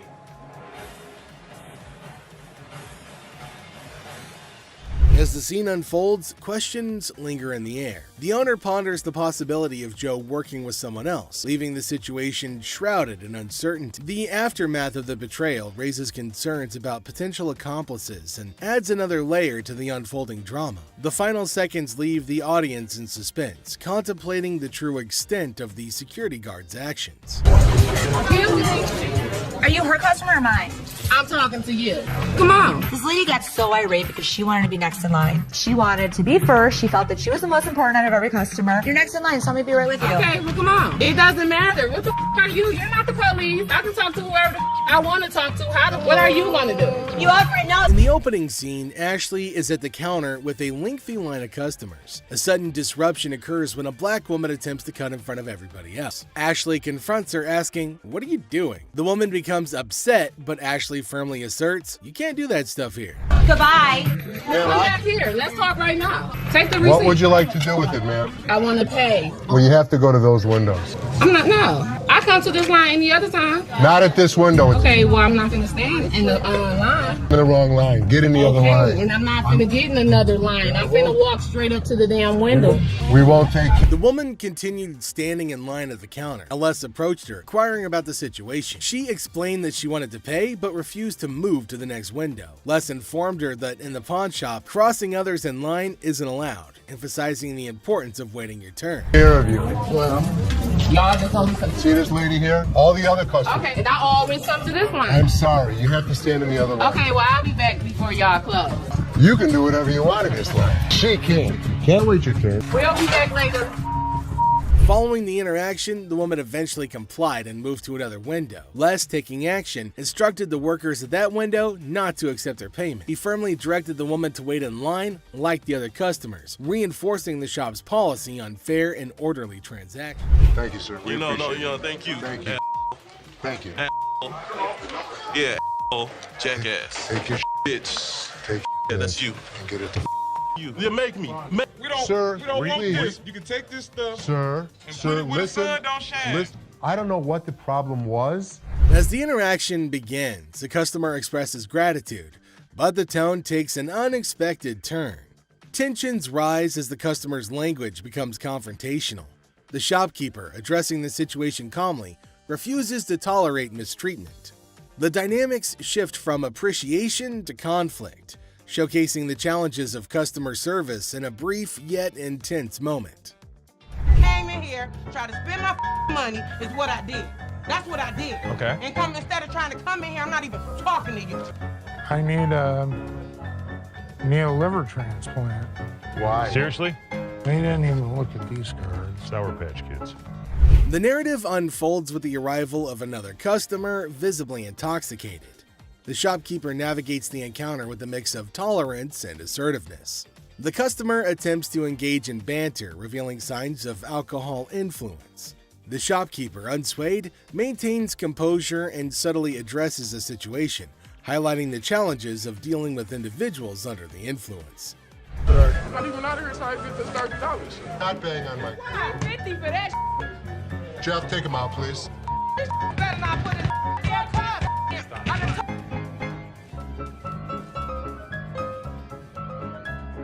How would you? Man, what the?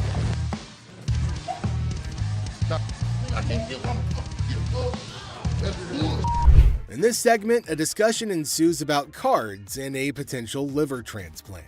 The shopkeeper encounters a situation where the customer's intentions are unclear. Misunderstandings arise, and the shopkeeper skillfully navigates the conversation. The dialogue touches on humorous elements while portraying the complexity of communication in a retail setting. I might not make it in this What, is it, ma'am? Is it? I don't know. You tell me. Man, come on, you the dude with the ponytail? The wife's racking my nuts on the telephone constantly. Tie 2 earrings in your ears. Does it matter? Just take it off, put it with mine a little bit, let it get a little bit more weight to it, and go ahead and give me my money. Does that make sense? Right this way. You can't come back. Damn this! Go out my way, damn one of y'all touch me! I'll break this. I'm more than happy to go to the ends of the earth for you. When you come in like an ass, you be walked out like an ass.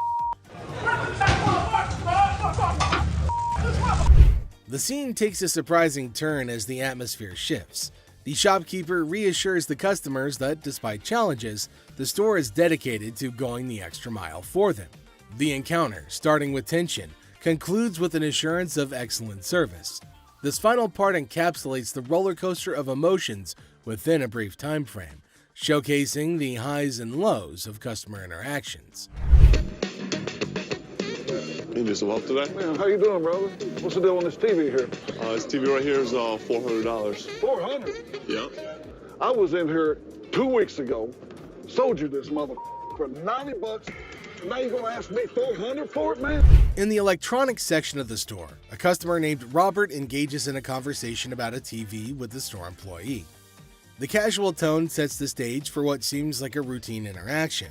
The customer questions the TV's price, sparking a humorous recount of a previous encounter where he claims to have purchased the same TV for a lower price. Are you kidding me? So you're making a $310 profit off me? Bull, man. Can I help you?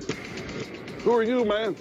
I come in here 2 weeks ago, just like I told this gentleman. Do something with your hair, man. And then y'all gonna sell it for $400? You gonna make that much profit off me? As the dialogue unfolds, the customer expresses dissatisfaction with the marked up price, claiming the store will profit significantly from his purchase. A manager steps in, attempting to resolve the situation. Tensions rise as the customer questions the legitimacy of the price hike and demands a resolution, emphasizing the financial disparity between his purchase and the intended selling price. Brother, where's your receipt? Can you not understand English, my brother? No, I can't, my brother. I don't believe that he wants a TV for nothing. I'll just take the TV, man. Right out this door right here, and I'll be gone. I would like to see a trust out here so fast. Trust out by who? Who are you? Les asserts his role, introducing himself and trying to understand the customer's concerns. The customer, however, remains skeptical, challenging the legitimacy of the store's actions. The language barrier becomes a point of contention as the customer questions whether the manager understands English. The atmosphere becomes charged with frustration and confusion. Green Mile. You're talking luck, and they're not going to be happy. Here, I ain't going out the door, man. Y'all ain't going to put me on the door, man. I ain't going no. The customer threatens to take the TV and leave without making a purchase. The manager issues a stern warning, asserting that any attempt to take the TV without completing the transaction will result in immediate removal from the store. The confrontation takes an assertive turn, with both parties standing their ground. Once I get this TV, man, get above me. Get off me. My damn shoe, player. You got my shoe. You got my money. It's joint. This guy was acting like a total baby. He wanted attention and he got it. Despite the warnings, the customer decides to leave the store, expressing discontent with the entire experience. He accuses the store of mistreatment and vows never to return. The situation concludes with dramatic flair as the customer exits, leaving behind a sense of dissatisfaction and a promise never to return. How are you? I'm good. How are you? Well, actually, I'm not doing so good. No? My grandma just passed. I'm So I sorry. was like hoping to. Okay, so whose ring is this? My grandma's. Oh. So you want to just pawn it, right? Because you want to be able to get it back? Yeah. Okay. Do you have anything else? It's not real. What you mean it's not real? It's not real gold.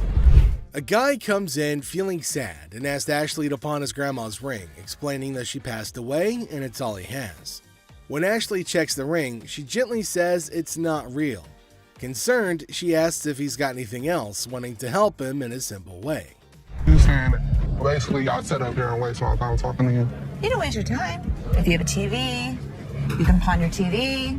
What the I look like pawning my TV? Do you have a TV? I need to speak with somebody else because you irritate me flat out. It's acting really erratic and it's making me really nervous. Lower your voice. Don't Lower your tell voice. me Lower what your to do. voice. Don't Lower put your voice. finger in Lower my your face. voice. Lower Don't your voice. put your finger.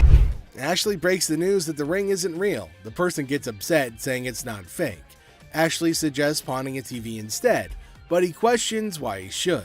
Despite Ashley's efforts, the man gets angrier, repeatedly telling her to lower her voice. Ashley asks him not to point fingers at her face, but he ignores her. I'm trying to help you solve Like the this, issue. lower your voice. The next thing I know, this guy snapped. Lower Don't your tell voice. me Lower what your to do. voice. Don't Lower your put your voice. finger. You got me up. No, let's go. Let me go. Let me go. On the ground. On the ground. On the ground, mother. The security guard intervenes, slamming the upset person to the ground and then dragging him out of the pawn shop.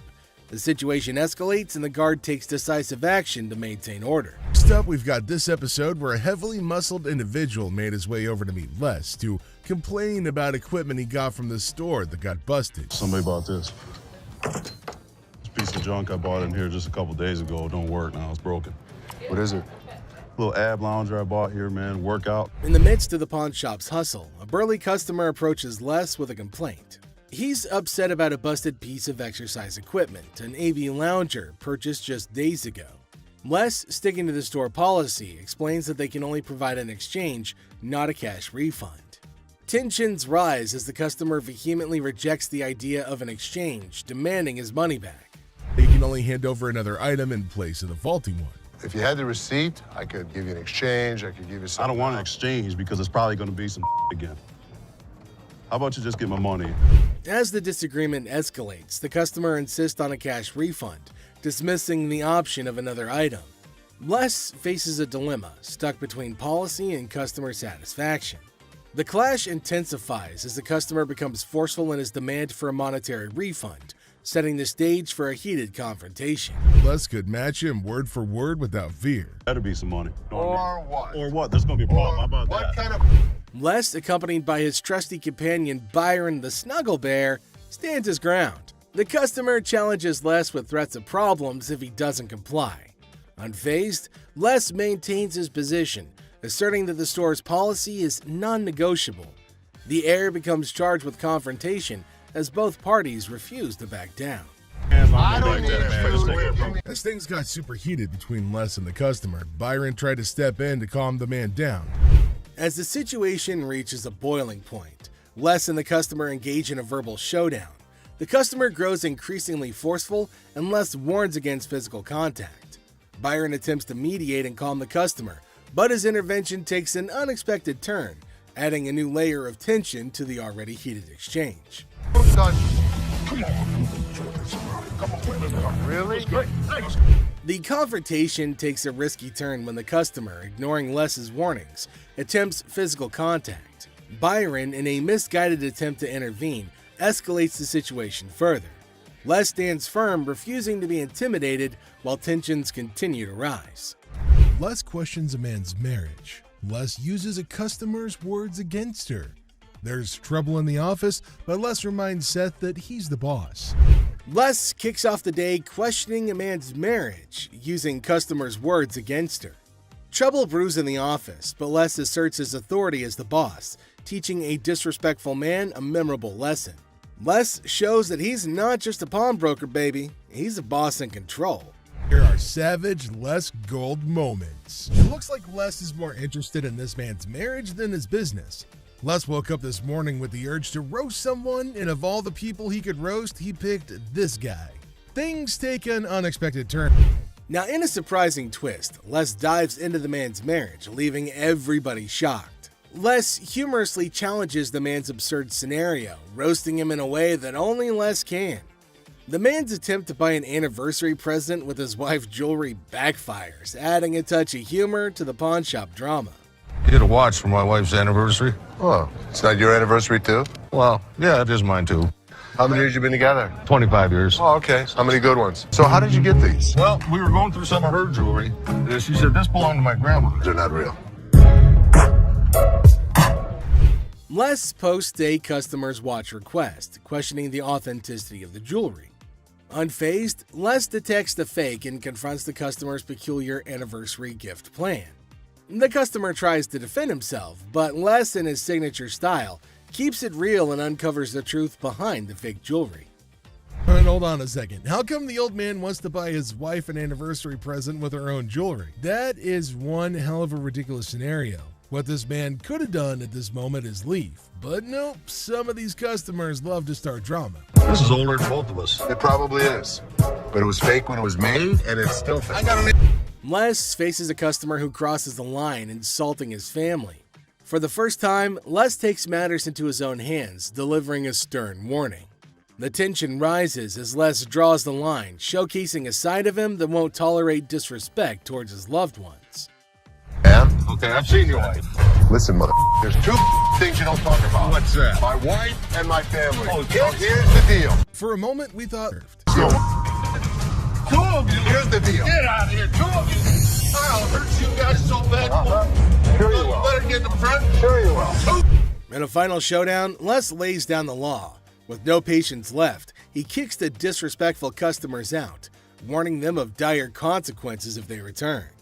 Les reveals his savage side, making it clear that disrespecting his family won't be tolerated under any circumstances. Hello, how are you doing today? I'm good. How are you, sir? That's good. I want to pound this TV. I can go 100. Excuse me? So here's a guy who wants $400 on a $200 TV. What the is he thinking? People can help me move my stuff back in my mother's house. 100 is not going to do, sir. I need more than that. But I can't give you more. See, it's a used TV. A young man enters the pawn shop seeking to pawn a TV for $400. Les, the owner, declines the initial offer and counteroffers $100.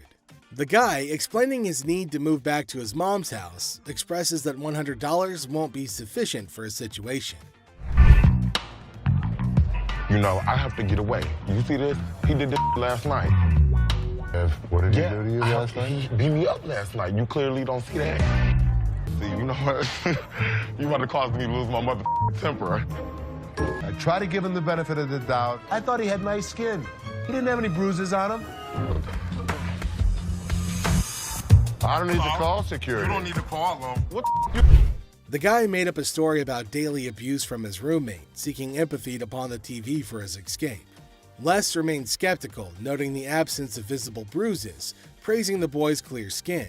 In response, the boy, feeling cornered, requests the involvement of security, hinting at a potential dramatic turn of events. you gonna do? What, you from Africa? Oh, okay. Anyway, like I said, can you give me the 400 you paid? We sell them for $200. Hold on. Y'all. Thank so much. Sure is. Have a nice day. You. Thank you. You better lucky I'm gonna throw this big mother at. Up. Where is my key? Les, trying to find a middle ground, offers $125, but the boy declines and insists on calling the guards. Les, unfazed, reveals the presence of the guard behind the boy. The situation ends with the boy taking the TV and leaving the pawn shop without the need for additional security intervention. How much your fat ass take it out? You work here, ain't you getting paid to do this? I look like a butler to you? I don't give a my gonna come in here and get this You better. His big ass gonna beat your little ass, fat bitch. Him in what army? Come from behind this counter. A tense situation arises as a black woman directs angry shouts at a guard. The guard, responding defensively, questions her, asking if he appears to be a butler in a moment of unexpected confrontation. You get back here. Your big ass on my way. Get this motherfucking speaker and take it outside. You want me to stop? Take the You brought it in. You're gonna take it out. So take it out. I'm not picking that up Then and you're taking it leaving it outside. Y'all can get your old ass Take out. your ass out of here. I'm What's your bitch ass out of here, y'all. You're not going to come in threatening my employees. Who gonna bring it outside? Despite Seth's efforts to intervene, the black woman continues her relentless shouting. Even another guard struggles to remove her. Suddenly, she notices Les, the owner, standing behind her. In an unexpected turn, she bursts into laughter and mockingly tells Les to leave. You know, big ass, you can grab that bitch too, ogre. My big ass, Shrek ass following behind me. We will give you the respect and the decency you deserve, but when you're threatening my family, we throw you out of here. Bitches, for life. Taking matters into her own hands, the woman starts leaving, dubbing the guards as Shrek on her way out. The situation takes an unexpected and humorous turn as she adds a touch of sass to her departure.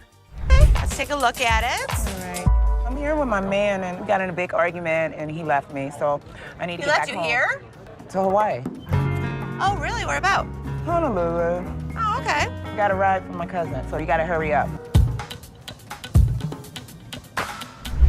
There came a woman at Ashley's counter to sell her chain. Now Ashley's looking at her chain to see whether it's worthy enough or not. She's asking Ashley to hurry up as she has to leave earlier as her spouse has left her alone here. Really? Okay. How much did you need? I was just trying to knot this for you to be nice, but $600. what about that? I got this from one of my aunts in Africa. This is $600. Oh, do you know what it is? It's actually a Tahitian pearl. No, this is from Africa. This is an African pearl. Ashley asked her how much she wanted for her jewelry. Now the woman said $600, which is a lot more than Ashley was willing to spend, since Ashley said that it's not an African stone, but the woman was arguing that it was. 600. My ticket cost $600. That's how much I need. Do you have anything else? No. Excuse me? No. Ashley told her that they're not African pearls, so it's not worth $600, but far less. It was at this point that the woman started acting rude.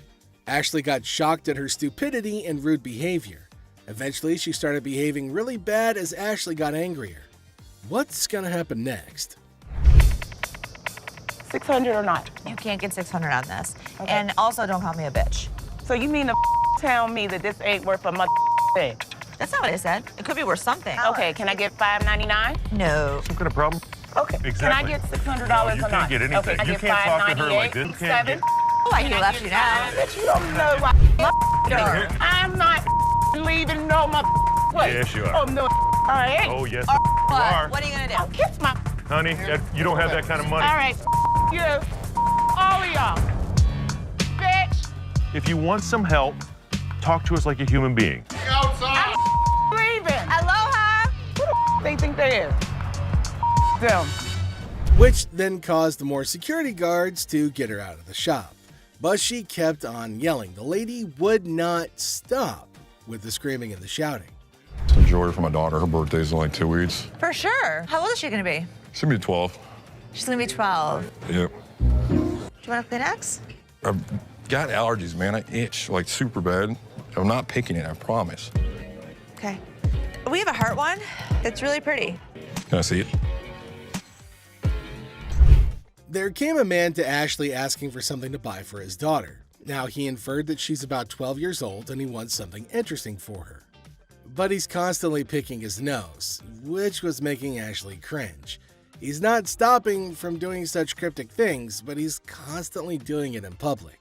Ashley asked him to let her know if there was something he was interested in buying for his daughter. Look at it. How much you want to spend? Like 100 to 150, but 75. can I touch it though? That's bull. I was charging him like $75 on this watch just to give him a deal so he didn't have to touch it with his snotty hands. Can I see the sanitizer for a second? Now, the man selected a watch, but Ashley didn't want him to touch anything with his dirty hands. She asked him about his range and he said he wants something under $100, and the watch was $75. The man didn't agree to buy it. Now, Ashley's just getting furious over his silliness. I can use sanitizer. Why don't you guys go yourself? I don't even care about the sale anymore. I just want him out of here. Ashley asked him to use sanitizer before touching anything in the shop, but he refused. Now, this is going to be a very serious problem. They're probably going to have a fight. Ashley got angry and asked him to leave despite no deal. She just wanted him gone. She didn't care for the deal or profit, but just getting him out of the shop. Well, then came the guards who made sure that he left, and Ashley used sanitizer everywhere on everything that he put his hands on. Well, that's it for today, everybody. Thanks for being part of the Hardcore Pawn adventure with us. We hope you like the drama and the surprises. Stay tuned for more pawn shop stories. See you next time. Seth devises an expert method for appraising precious stones. Bob saves Les a lot of money with his knowledge of walrus reproductive parts, and Seth provides expert advice that saves a deal on an elephant part. These are the times experts saved Les gold from losing everything. Hey Les, come here for a sec. So people are coming in, pawning their stuff that they know is fake. They're not coming back for it, and we're stuck with it. Are you kidding? Test this piece out. We test a lot of gold. We always use nitric acid. So I'm gonna do some homework. I mean, this is... No, this is sickening. We're losing a lot of money. Seth makes a shocking discovery on how the pawn shop is losing money. Les doesn't like it either. Both father and son know that if this keeps up, they could be out of business. What's the deal? You know how I hate getting beat. You don't know if the girls are marking down 10 karat or 14 karat, what the true assay is? Of course not. Okay. And I'll tell you exactly the purity of gold. It'll tell you silver content and platinum content. We're getting past the old school way and we're gonna make this new school. It ain't never gonna happen. We'll see about that. Show me. I will. Okay. Seth has done his homework and concludes that the pawn shop system needs to change. But is it worth the cost? Les certainly doesn't think so. Nice to meet you. Here, come on back. Okay. I have a meeting this morning with the guy who sells the x-ray machine to test gold. Hopefully he'll let me borrow it for a week. It doesn't make sense. It's time to move on. So talk to me about the cost of the analyzer. Right now, go back to your old acid test. You got a deal. Thank you very much. You're welcome. Now just hook it up and show my girls what the hell to do. The expert recommends a machine that could change the game. Les is still not convinced, but the old man is willing to give Seth the benefit of the doubt. Hi. I'm Renee. Hi, Renee. I'm Rich. How are you? So he got this in World War II It's off of, because these are right in this area here. World War II Japanese sword is worth a ton of money. This sword could be worth a fortune, but Rick isn't sure. He knows he's gonna need some expert advice. Put it on that metal analyzer, and it'll tell you if it's got stainless steel. Ooh, want to try? Japanese swords are made out of steel. If this metal tester tells me something else, it's not authentic. It'll help you. I'm happy to do it. Come on up here. We'll get your information. This metal tester easily saved us a few $100s. Seth might be onto something. Thank you. You have a good day, hon. You too. And the machine works. Even Les sounds impressed with the speed and accuracy of the expensive device.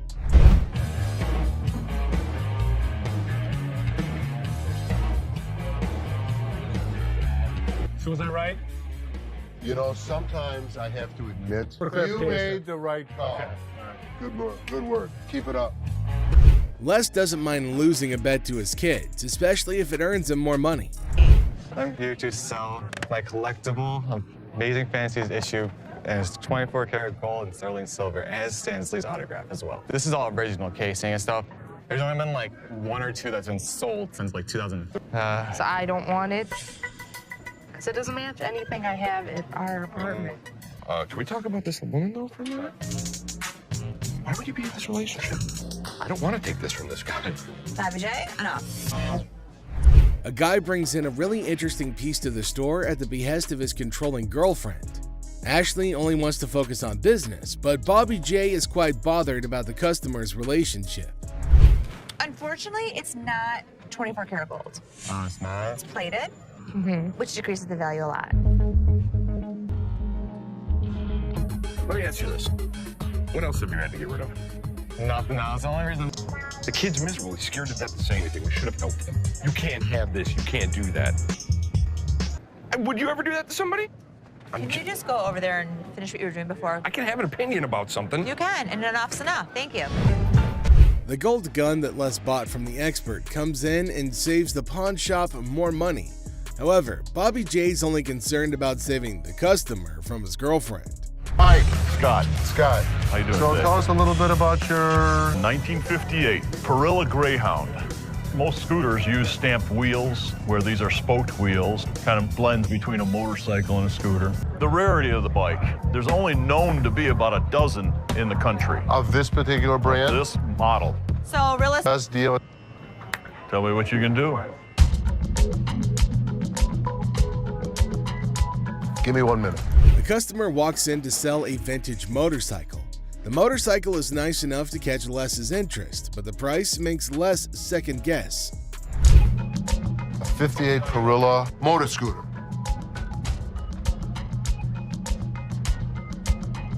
This is it. Holy that's him. So, let's be honest.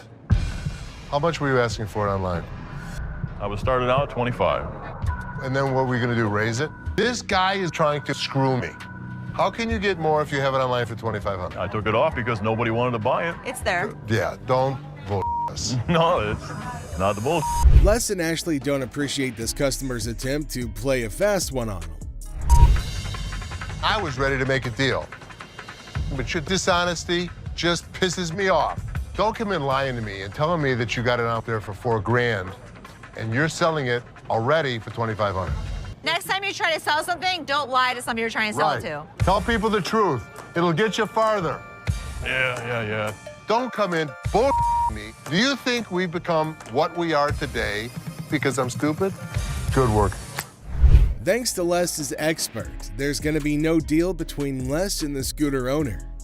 I'm Crystal. Crystal, very nice to meet you. This is Ashley. How you doing, Ashley? Hi, how are you? So, what you got? I have these bag of stones that I found out of my grandmother's house. She just passed not too long ago. Oh, really? I'm sorry. I'm just trying to get enough money for her funeral to do what I have to do. Let me have, you know what? My gem expert is coming in this afternoon to look at a few pieces. You know what? If you want to leave these with us, I'll have him take a look.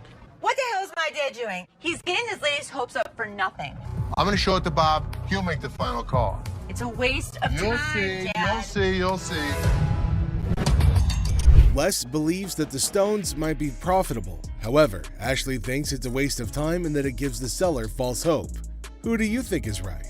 Earlier in the day, a woman brings in a bag of gems.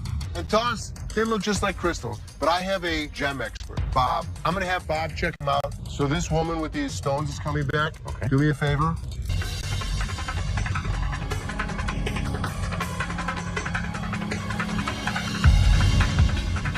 These are nothing. We never get hits like this. What do you price that at? You guys, your ship. We're going to change this woman's life. She's gonna flip. Yeah. Les is confident that Jim, his expert gemologist, will give him positive news.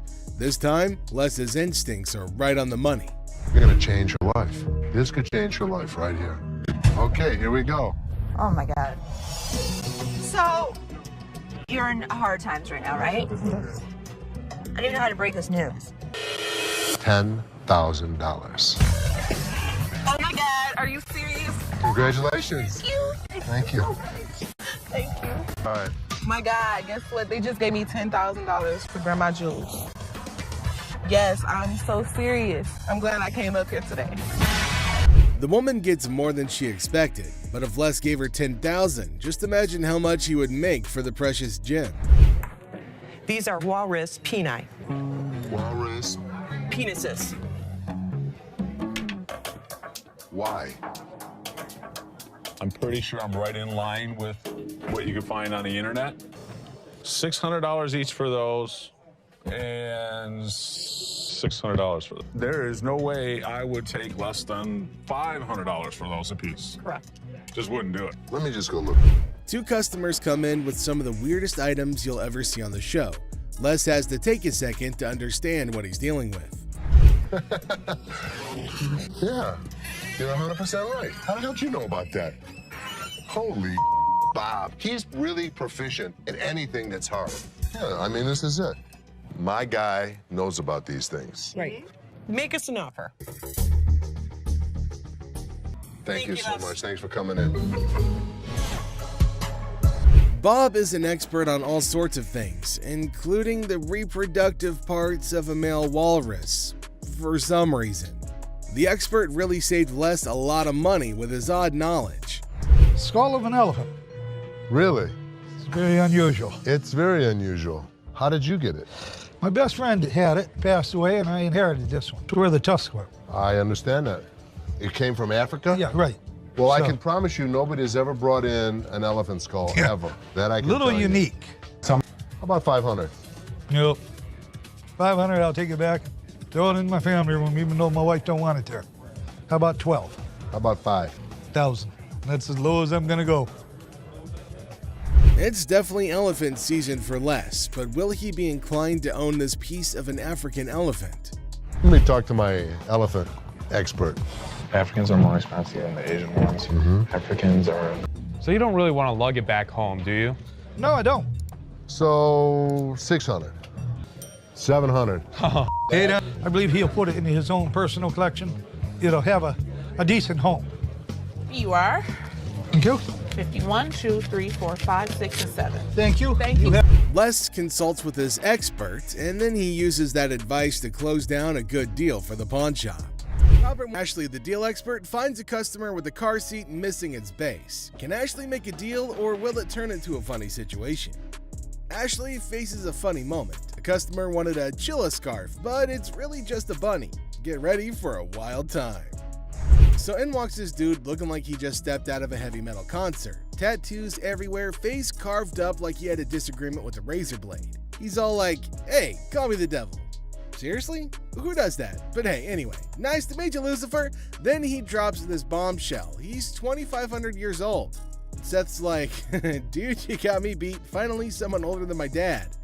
But here's the kicker. He wants to swap his gold for some cash. Says money's the root of all evil. Yeah, buddy, you're really living the stereotype. 2,500 years old. Great. I finally got to meet somebody that's older than my dad. So how can I help you today? I want to get rid of this gold. Money's the root of all evil.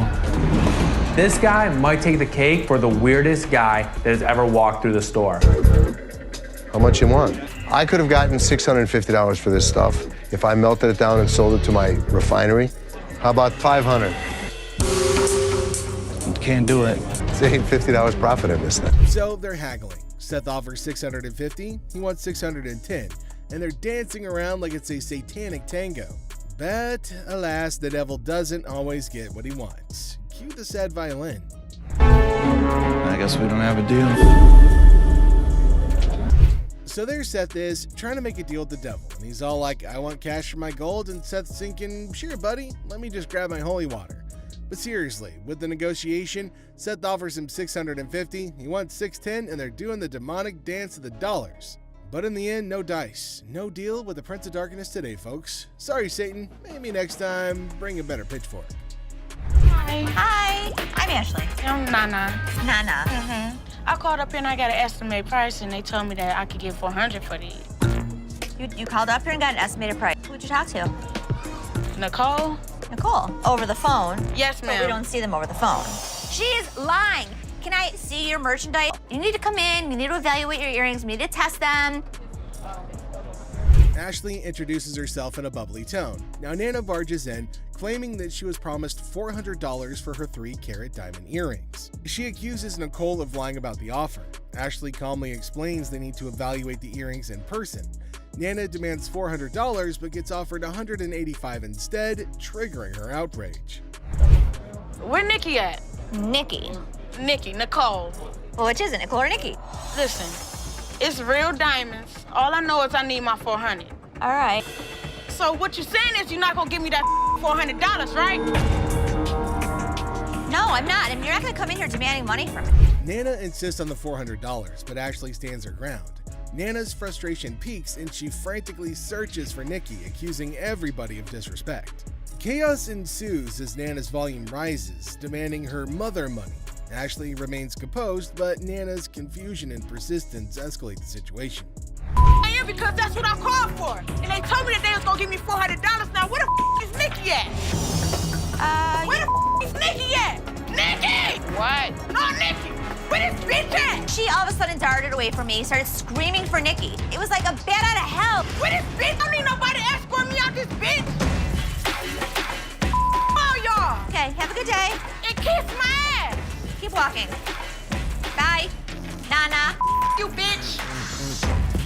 Oh, you mother. Give me a headache. Nana's outburst intensifies and she demands respect while causing a scene. Ashley calls for her removal, leading to a heated exchange. Nana storms out, hurling insults and leaving everybody exasperated. The encounter ends with Ashley lamenting Nana's departure, causing a headache in her wake, leaving the pawn shop in peace once again. Get to her. It's about I was just here last week and I seen this horse that y'all had and I really want it. I didn't have the money last week. For sure. You saw? Where is it? It's right over here. Sure. When are you due? Well, I'm due next month. Oh, is it your first? Yes, it is, my first. Congratulations. This is it right here. Ashley encounters a customer who expresses interest in a horse that she saw last week but couldn't afford. The customer, claiming to be pregnant and financially strained, negotiates a deal. Well, I was quoted $20 for it. You were quoted $20. See, all I have is $10. I'm a single mother. My husband just left me. Really? Yes. Do you work? I try to look for a job and stuff, but it's just hard right now. And this is something that I want to get for my baby. This would mean so much to me. You give me $5, and then my gift to you is the remaining $15. That'll be great. That'll be really great. The customer reveals she was quoted $20 but could only afford $10. Now she shares personal struggles as a single mom, They agree on a $5 down payment with the rest to be paid later. Okay. This means so much to me. So let's take it out to her car right now. And seriously, after you have your baby, come back here. I'll have you fill out a job application. I sure will. Okay? Okay, so this is your car? Yes. Do you want me to open it for you? I'll open it. Excuse me! You trying to scam me? Excuse me! Excuse me! Unbelievable. I even offered her a job after she had the baby. I think she just had the baby.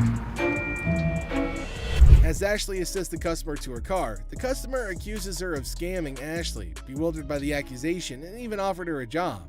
The situation ends with some confusion and disbelief. Hi, how are you? Looking for a watch, nice watch. Know what I'm saying? Sure. Which one? That one right there. This one? Yes, ma'am. Hey. For sure. Wow, look at this watch. Like this right here. How much is this watch right here? $75 watch. Do you want to spend more Give or me less? like a watch like 500 or something. Yeah. A Bugatti. Ashley kicks off with a casual, "Hi, how are you?" diving into the deep philosophical quest for a nice no. She presents an item with the enthusiasm of a game show host, throwing in a touch of suspense. What, like this right here? Now this is, how about this right here? $75, no more. Ashley's unique charm shines through as she tries to make a deal. Yeah, let me see this one right here. This one right here. That's platinum. Yeah, I like that one. Oh, now this is real. I want to buy it. Perfect. $5.99? $5.99 plus tax? I got you. Perfect. Okay. With a bit of a theatrical touch, Ashley takes us through her thought process, pondering the value of an item priced at $599. She playfully negotiates, exclaiming, $5.99? Yeah, I got you. But with a comedic twist, she emphasizes the urgency, claiming she's about to go deaf if the deal isn't sealed. Okay, this is $599 plus tax. Hold on, wait a minute. This is worth, look at it. 2 and add 3 more zeros with it. 2,000, baby. Come on. Okay, and it's worth $2,000. It's rare to find a $2 bill that got red in it. Now tell me they ain't worth $2,000. I'm about to go deaf. With a blend of sarcasm and determination, Ashley confronts a potential buyer, confidently declaring, "I've got a pile of money, so this. I get some change back." The escalating drama continues as she reveals the tax and challenges the customer to come out and make a deal. The conversation takes an unexpected turn, hinting at the item being worth more than a round neck. This is worth more than that around your neck. You understand me? You little chunky, draws-looking person. Okay. Oh, you wanna ball my $2 bill up? You know what? I'm a Big Mouth is hungry. You're hilarious. Real funny, man. Y'all be killing me. I pawn you. Matter of fact, that $2 bill, you could pawn this whole stuff. With that In a grand finale, the dealer passionately argues the item's value, escalating it to a humorous threat of going deaf. Now the playful banter reaches its peak with creative insults like chunk and band dry. The situation makes us wondering if this is a sales pitch or a comedy routine. Continue not to go smoothly for Ashley as she faces the wrath of an impatient customer. Despite her attempts to redirect, the customer insists on bypassing the line. Now Ashley, cornered by absurdity, attempts to salvage the situation with humor and fails miserably. Hi. How you doing? Good, how are you? This is like chinchilla to you? How much did you spend? Do you remember that? That was a lot of cash, a lot of money. Okay. I didn't sell you this. You sold me this.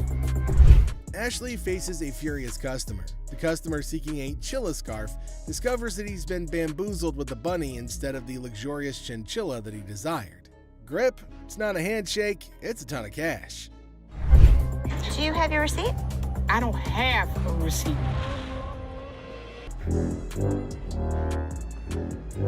Man, you sold me this bull for real. I ain't leaving here until I get my damn money back. Bunny right there. I wish this bunny would just... See this? Look at it. It's flying through the... As the drama unfolds, Ashley denies the accusation, stating the chilla is actually a bunny. Now the customer's girlfriend confirms the fluff faux pas, tossing the rabbit back. The receipt? It's apparently tucked in a peculiar location. Look at that. Ain't nothing chinchilla about it. I want my money now. It's time to go, sweetheart. All right, you can take that home if you want to. But I want my money, that's all. Have a good day. That was nice on you. Whatever, man. Around your neck. That's some old ass. Amidst the chaos, the customer adamantly demands a refund while comparing the bunny to Bugs Bunny. Now, Ashley remains unfazed, suggesting the bunny be taken home as a consolation prize, but the customer's not having any of it. This bunny's not hopping away from the dispute. I'm not wearing that old ass. That was a good shot right there. You play basketball? I'm not wearing that old ass, man. Have a good day. You too. I want my money. Man, I spent good money up in this bitch. Why you so violent, girl? Go on up out of here. I'm trying to be nice to you. Now you're gonna leave it? You wear that. In a final showdown, Tipper's Flair and Ashley bids adieu to the irate customer, but not without some sass and a failed attempt to pawn off an old scarf. The customer exits empty-handed but full of fury, leaving Ashley to ponder the quirks of Ashley questions the uniqueness, and the customer, frustrated, demands to see the manager. Ashley reveals that she is the manager, leading to a heated exchange. The customer insists on $500, using forceful language, but Ashley stands firm, refusing to tolerate demands. As tensions rise, the customer becomes more aggressive, threatening and claiming that they won't leave without the desired amount. Now, Ashley remains steadfast, emphasizing that they're not welcome back. The situation escalates, setting the stage for a dramatic exit. How you guys doing? Good. Got some equipment here. Yeah. We need some money. We're going to out west. We killed all the deer in Michigan, so we got to go out for bigger and better stuff. In this thrilling episode, Les and Seth face two grizzled sellers with Santa beards armed with ancient computers. Claiming that they hunted all the deer in Michigan, they demand $900 to head out west. Les, skeptical and slightly amused, offers a resounding zero, much to their disbelief. I thought that they were kidding. The last time I saw one of these computers was in the 80s. To be honest, what I can offer you is around here, there's no way we're gonna be able to help this guy out. The sellers persist, insisting on $800, but Les holds firm at zero, triggering their rage. Unfazed, Les declares their items as mere ancient artifacts. Now these guys storm out in disbelief, leaving Les to reflect on the Detroit rock scene, mentioning ZZ Top's enduring presence.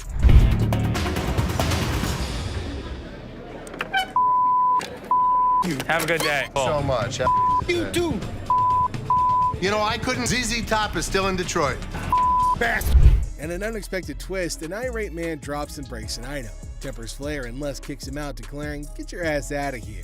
Now, their retort is drowned out by Les emphasizing that they're taking care of business. Detroit's toughness showcased in a humorous security job offer. Care of business, baby. I know that's So, right. if you need security job, you come and see us. People in Detroit are tough. She showed them. You people. Wrapping up the chaos, Les confidently asserts that was taking care of business, baby. Now he cheekily invites anyone needing security in Detroit to come their way. The scene ends with Les asserting Detroit's toughness, leaving us all entertained and maybe questioning our own security needs.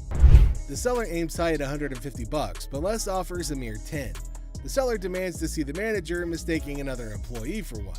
He refuses Les's crackhead price offer, leading to escalating tension.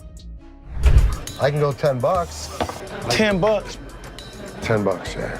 The seller refuses to budge until he gets his $150. Threats fly and Les makes Seth, the dealer, greets a man approaching with an earring emergency because his little red Corvette broke down. Classic. Seth, in awe, asks who he is, but the man's response? A mystery. Well, I guess it's time to cue the Prince theme music. Now you're just No, it makes sense. being a I am being a Yeah, well, because you know. brought in a fake.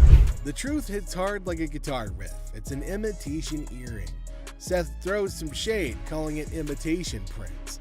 The man's defense? Priceless.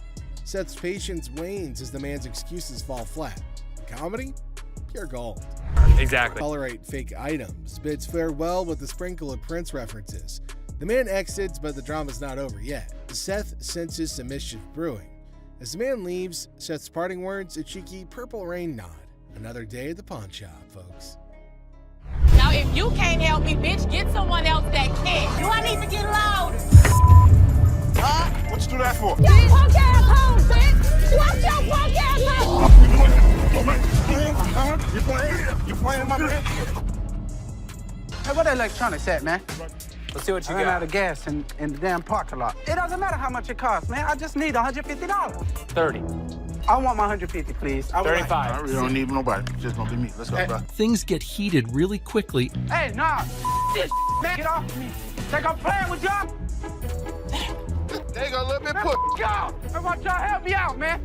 Turn right. I do. In this lively scene, Ashley, a pawn shop dealer, encounters a customer seeking to pawn an item.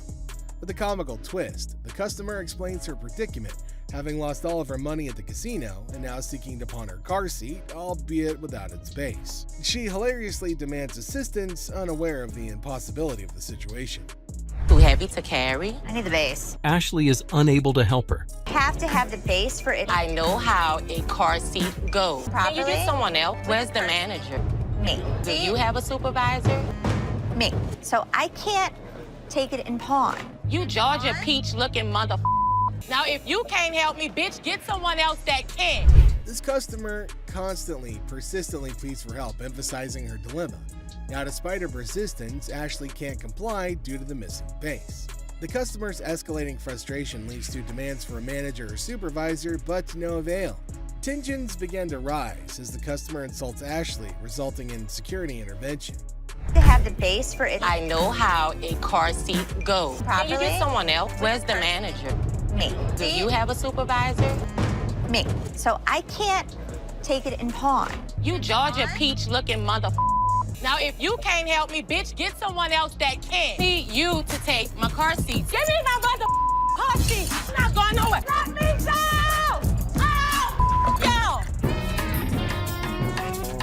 I don't know if she's supposed to be using the car seat or her child. Byron the guard intervenes, forcibly removing the unruly customer from the premises. Despite her protests, security ensures her departure. We then conclude with the customer's futile attempt to reclaim her car seat, emphasizing the absurdity of her actions and highlighting the humor of the situation. Ashley, Seth, and Karen to the office, please. Ashley, Seth, and Karen. So I got the results back from the secret shopper. Taking care of this customer. What is the first thing you see? 3 rings on the showcase. That's not allowed. Right. So one item out at a time. Now let's fast forward. Told somebody that you'd come back. Like I said, I'd send somebody over. But nobody ended up coming over. Les, the silver-haired sultan of secondhand, calls his court jesters, Ashley and Seth, to the throne room. Apparently, he had a secret shopper, Ava, visit the pawn shop, and the results were not the best. Ashley and Seth exchange nervous glances, wondering if Les is going to unleash his legendary roar or just some good-natured pawn. That you'd come back. Like I said, I'd send somebody over. But nobody ended up coming over. Now, how about this one? Wait till I show you this. I yawned. In front of a customer? Maybe that happened one time out of maybe the past 20 years that I've been here. That particular day. Les unleashes his claws. He throws Bobby under the bus for displaying 3 rings at once, a cardinal sin in Lesland. Then he tears into Seth for taking too long to help a customer, accusing him of being slower than a pawnbroker on vacation. Ashley, sensing an opportunity, crosses her arms and silently whispers, "Uh-oh, somebody's feeling the heat." Look at how Linda took care of this person. This would run you $1,700 here. That's the best way to go. Look at how he's showing the television set. In Steve's report. And let me show you who got a 98 out of 100. Karen. Look at the way that she's handling the customer.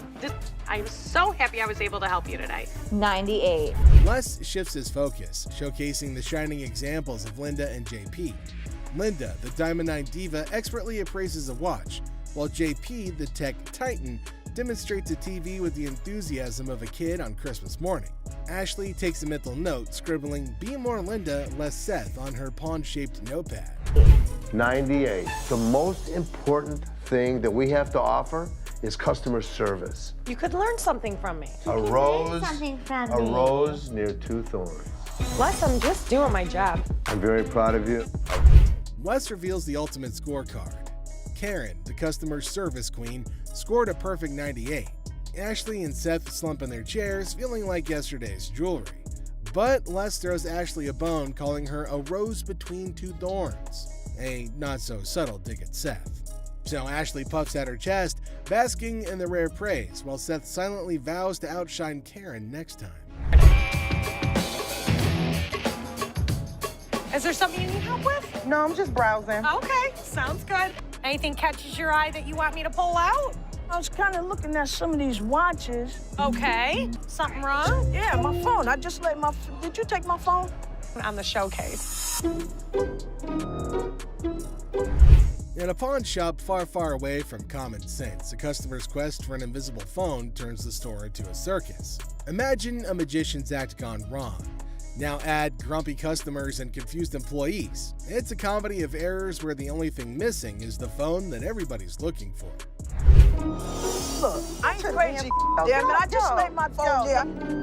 Yo, you better get off because get the manager. Another customer in the store, you have got to get out. Y'all, please, listen. As chaos reigns supreme, the invisible phone saga transforms into a slapstick showdown. Consider a scene from a stupid action film, but with canes instead of firearms, and insults flying quicker than a swarm of birds. It's like a sitcom on steroids, with each character competing for the title of most absurd performance. I'm out of here, yo. Their business outside. Nobody don't got time for this, yo. Get this old ass. Hey, what's your problem? Oh, my For God. heaven's sake. You ain't gonna need that cane. Go ahead, put the cane down. Chill out. Thanks, Calm down. Yeah, all right. Man, don't hurt nobody. And watch how you use that cane. Shut the hell up. You got grandkids? Granddad. Have a nice day. Now, as the dust settles, the pawn shop resembles a battlefield of comedic proportions. With tempers cooled, the invisible phone remains the elusive star of this absurd show. And when the curtain falls on this hilarious display, only one thing is certain: nobody's gonna leave with their sense of worth intact. Hi, I'm trying to pawn this chain. Yeah, we won't be able to take this. Why you want me to take? Why are you screaming? Because I want my mother money. I'm a boss. That's what I do. Get my money. You're gonna come and get it? One way or another. All right, well, I'll come and give it to you. Yeah. So this guy strolls in all confident, trying to pawn off some change. He's like, I want $250 for this. But hold up, it's faker than a $3 bill. The drama unfolds as he demands his mother money and threatens to take it by force. Oh man, well, we got ourselves a boss in the making right here. Where's it at? Back up. Okay. First of all, that's not real.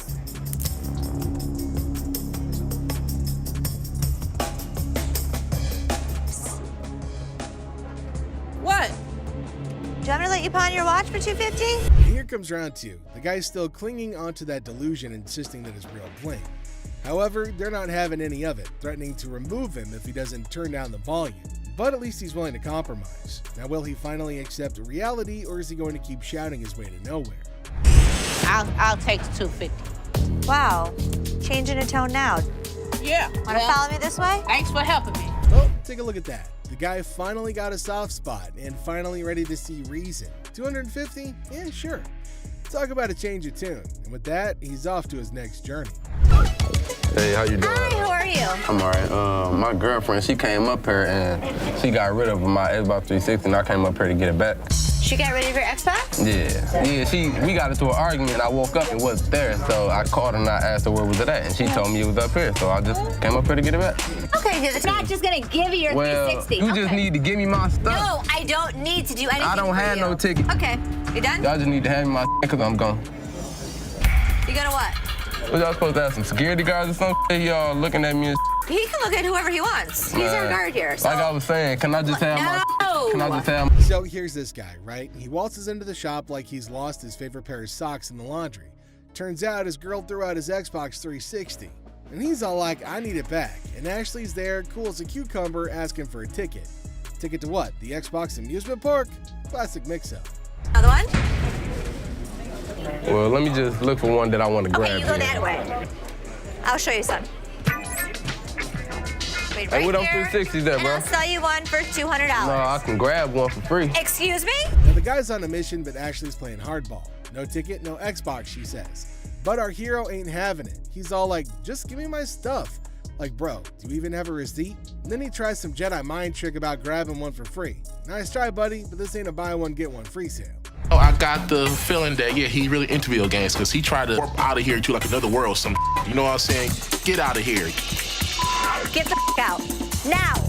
All right, Don't ever step back. You gonna make me move? Get. It pissed me off. I've never seen somebody run around my store like that. I've never seen somebody jump in a barrel. I've seen some crazy but never that. Then it gets wild because the guy hops into a barrel and attempts to warp out of there. Now Ashley's telling security to get him out of there, and it's an entire circus. The guy finally bolts, and Ashley's left scratching her head wondering what the heck just happened. Never a dull moment in the pawn shop. Hi, how are you? Got a little bit of a problem. Can't imagine why. My kids were playing around last night, broke my teeth. Now I have no teeth. They broke all your teeth? I had dentures. So they How'd were they playing. bring them? They flushed them down the toilet. And you want how much? About $300. $300. So I'm not gonna be able to give you 300. Two? No. See, the issue is it has to be a certain amount of weight. A woman with a smile like a jack-o'-lantern enters, claiming that her mischievous children flushed her dentures down the porcelain plunge. Now she offers a promise ring as collateral, hoping for $300 to buy replacements. Ashley politely informs her that it's more like a $10 promise, triggering a meltdown worthy of a Shakespearean tragedy. For me to pay you for the silver. Right, I understand it ain't worth all that, so what can you give me? $10 to buy it. No, I need more than $10. See, I have no teeth. Right, I go to work I'm not tomorrow. paying you for your teeth. Okay, well, what the can you do then? The woman launches into a guilt trip that would make even Mother Teresa flinch. Now Ashley stands firm, offering a measly $10 just to get rid of the verbal hurricane. But oh no, our toothless typhoon isn't satisfied. She throws insults like confetti, calling Ashley names that would make a sailor blush.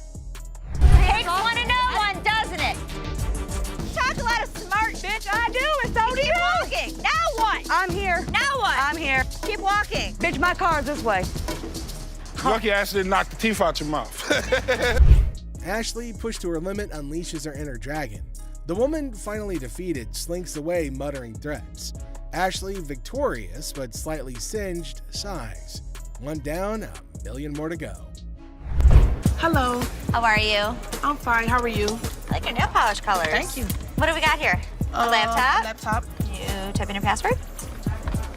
What brings you in today? I just want to pound it in so I can give my sister some money. All right, I can do 150, and that's what I can do. Okay, can you do 165 or not? I can do 150. Okay, I know what, I ain't got time. Ashley greets the woman with nail polish flair. But oh boy, we got an issue. This is a laptop fiasco. Now she's trying to get cash for her sister's birthday bash, but the password's playing hide and seek. Now she's clueless, and Ashley's like, try again. But it's like asking a goldfish to play chess. Negotiations start to begin, or do they? I ain't got time for this. I'm here to help you. Okay, well, you have a really, really bad attitude. It's like you don't like your job. If you don't like your job, you shouldn't work here, sweetheart. I'm sorry, you really shouldn't. I haven't even talked. I said I could go 150. The way you treat your customers is just so disrespectful. I actually asked. It's so disrespectful. Well, I'm sorry. I told you, I can't take 150. You know what's disrespectful? Respectful? Learn how to talk. Learn how to talk. Learn how to talk. Have a good day. You were too silly. So are you. Don't touch my stuff. You were so silly. If you want me to... It's a bargain battle royale. Now the woman wants $165, but Ashley's all like, I'll give you $150, and it's a standoff. Then, boom, attitude explosion. The woman's throwing verbal haymakers like it's a boxing match. Ashley's like, hold up, honey, don't sass the cashier. But the woman's not backing down, even if it means storming out in a huff. Want me to help you? Your worst mistake is to tell me off. I could take my business somewhere else. Are you a lady or are you a baby? Excuse me, sweetheart. About it. I'm running the next store. You think you're really gonna be able to handle that? I did this one. I did all the heavy lifting with him. Give him. You coming to the door like you gonna do something? But, ma'am, you need to go. You don't know me, bitch. You looking at me like you wanna do something? Do something. We give folks of all kind, happy, sad. Bye. Bye. What more can we do, you know? Walk away with a smile. Talk about a grand finale, folks. The woman's on her way out, but not without some parting shots. Now she's throwing shade like it's confetti, calling everyone out like it's a reality TV showdown. But in the end, it's all smiles for Ashley and her crew as they bid adieu to the drama and welcome the next wacky adventure in the pawn shop saga. In the end, Robert storms out, swearing never to return like some kind of reality TV diva. Classic entertainment, folks. You couldn't make any of this up if you tried. You looking at, mother? Get the off me. Hey, what the you look? I need my $20. $100. No, Mama, calm down. You won't believe how much this customer did when he couldn't take in the truth. Get the out of here, man. Get out of here. Why are you standing behind me? It's a bright and sunny day at the pawn shop, but hold on to your hats because we're in for a wild ride. This cool and laid-back Albanian dude strolls in with a bunch of ancient comic books.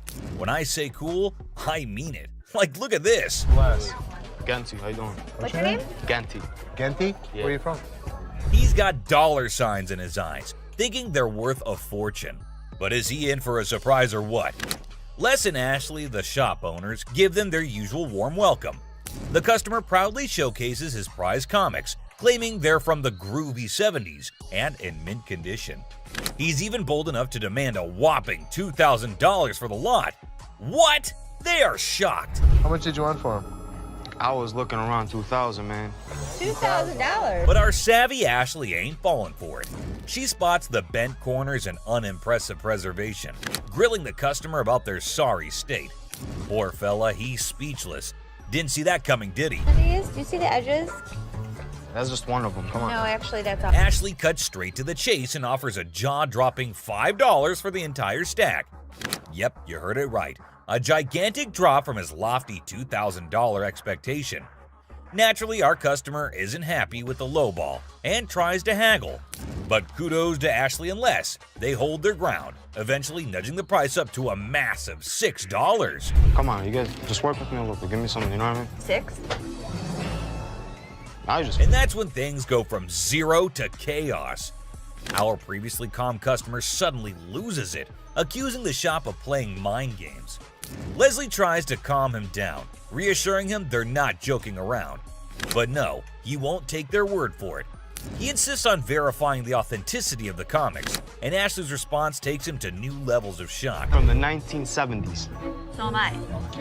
I don't go where you. Oh boy, buckle up, because it's all downhill from here. The customer starts swearing up a storm, slamming the table like a man possessed. He's convinced he's being duped, and boy is he fuming. Like you're playing me right now, because I know this is worth way more than $6. The situation gets so out of hand that a burly bodyguard has to step in and escort him out. But wait, there's more. Right before leaving, he pulls a move that really ticks off another customer.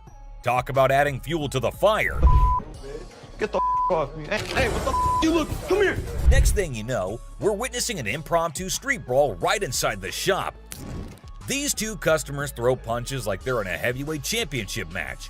And let me tell you, it's a hilarious sight to behold. Someone fuck me. You little bitch. Eventually, the bodyguards swoop in like superheroes and drag both fighters out. Man, talk about a show. After the dust settles, our Albanian friend tries to save face with a final quip. I'm Albanian, baby! Well, my friend, you certainly lived up to that fiery reputation of yours. What a roller coaster of a pawn shop experience, folks. Next up, just another regular day at the pawn shop. People coming and going. Some happy, some not so much. $100. Hold on, bro. Hold on. Let me prove my point. Now here's a guy who walks in hoping to get a loan of $100 for his gold chain. And you know what? The receptionist happily agrees. Loan approved, right? How much would you like? $100. Okay. I can do the $100. Well, hold your horses, because this is where things go haywire. This customer seems all polite and even hands over his ID for verification. But then he brings up this 20% business, as it's written on the sign right there. The receptionist is completely lost, and the customer starts explaining how he should get 20% added to the $100 loan, making it $120. Put my 20%, right? What 20%, sir? The sign right here say I get 20%. But the poor receptionist has no clue what he's talking about. Politeness goes out the window, folks. The man's anger instantly flares up when he realizes the receptionist is clueless. He asks her if she's ever seen the sign in her life, and boy does he point it out right in front of the shop. Talk about intense. Sir, I don't know what you're talking about. Is you serious? Yes, sir. Ma'am, you ain't never seen the sign? Now, this angry customer won't let it go. His voice keeps getting louder, drawing everyone's attention in the shop. I'm supposed to get 20%. You said you gonna give me 100. Uh-huh. I get 20% of 100. We see as the bodyguard's on alert, and even Seth, the boss, steps out of his office to see what the commotion is all about. The man keeps angrily repeating that he's supposed to get that 20% with $100. When the receptionist refuses to budge, he demands to see the manager. Seth steps up and asks the customer to read the sign again. He patiently explains what it actually means. At another pawn shop, bring me in the ticket, and when you take it out of that pawn shop, I'll give you 20. But does our furious customer listen? No way. He's sticking to his guns, dead set on his demands. He even goes back and snatches the sign to show it to the receptionist and Seth. You can practically feel the tension, folks. If Seth wasn't behind that glass, this guy might have thrown a punch. Clearly, he's not thinking straight.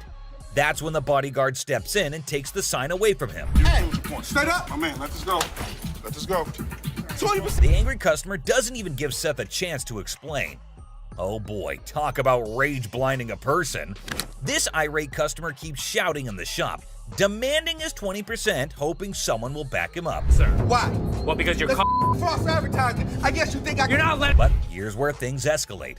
This customer challenges Seth to step out of his glass office and face him like a man.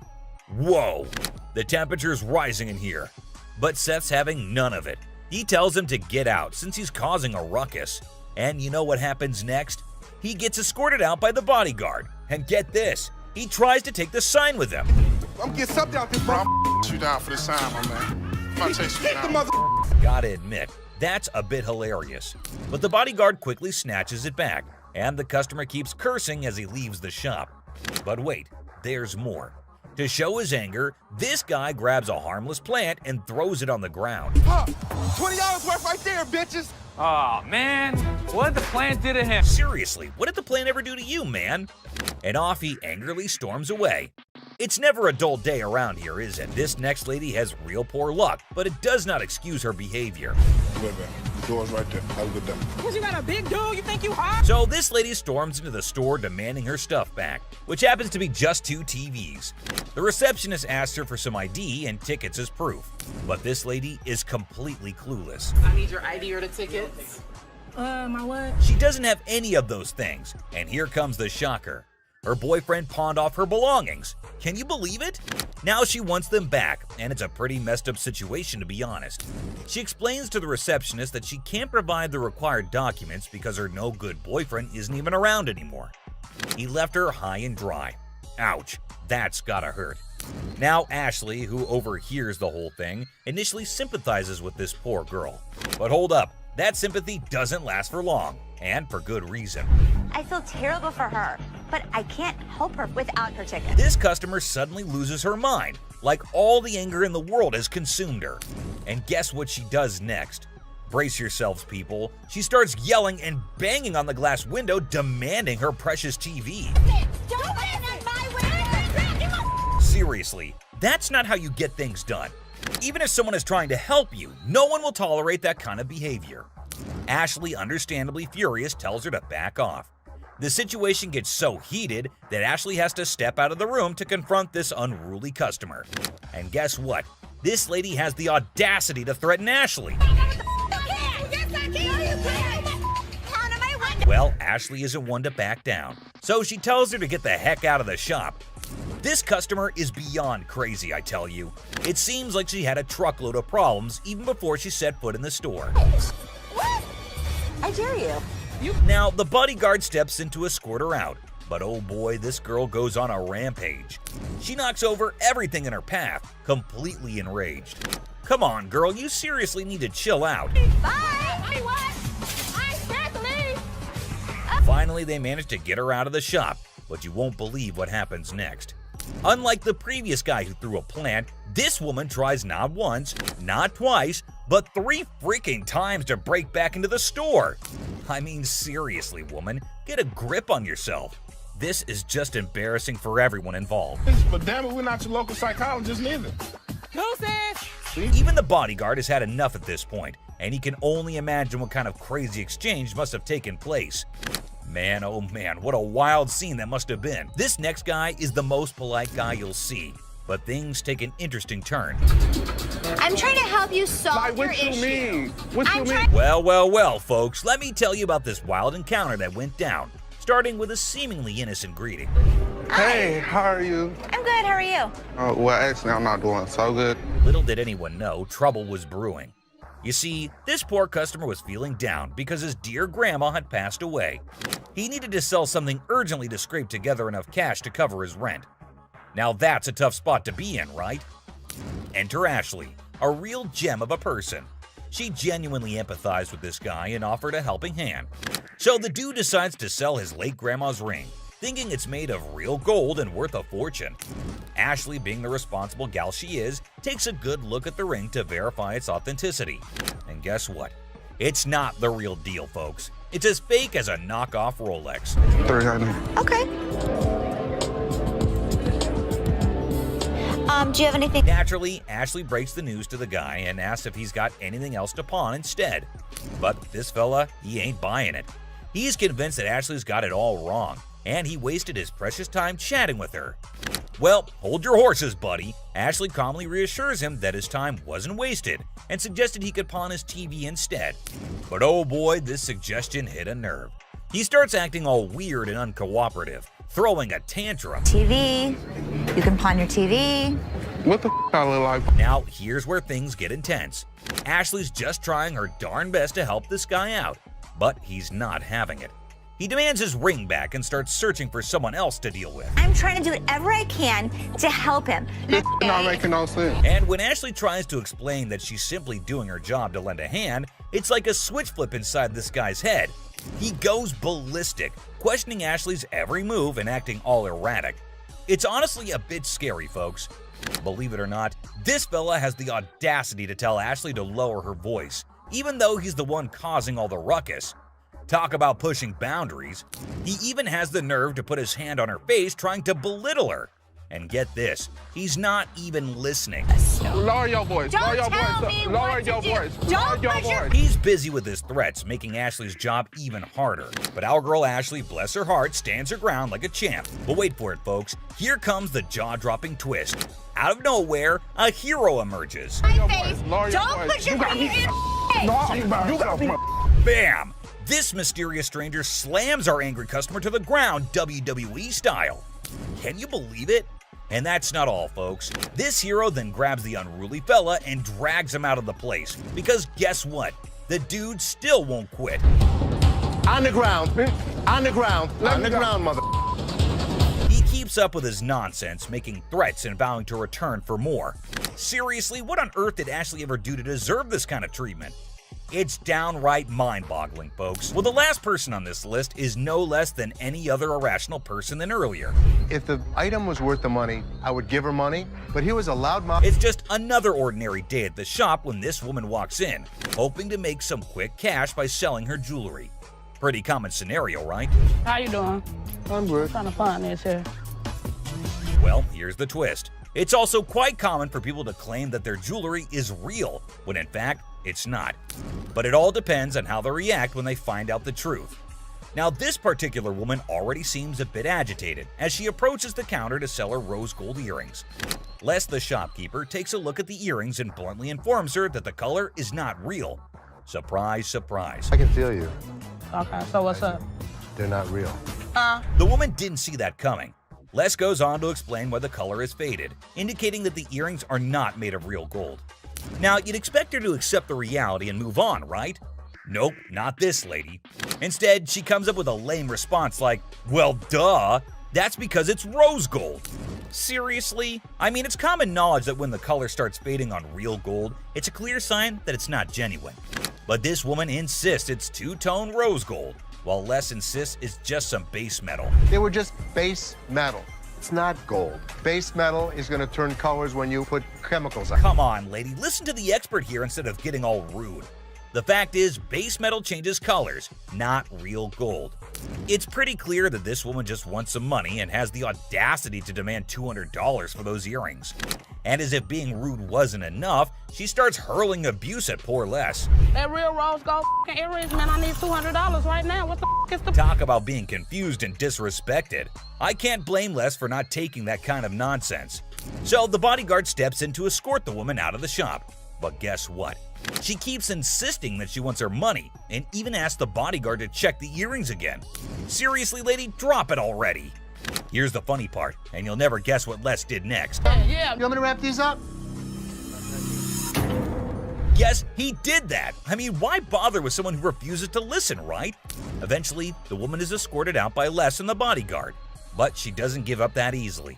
She actually tries to break into the shop not once, not twice, but 3 times. I can't help but feel secondhand embarrassment for her. It's like witnessing pure insanity. He's out.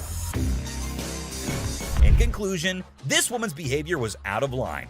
Instead of accepting the truth and moving on, she chose to be rude, abusive, and persistent. It's a good thing Les and the bodyguard stood their ground and didn't let her disrupt the shop.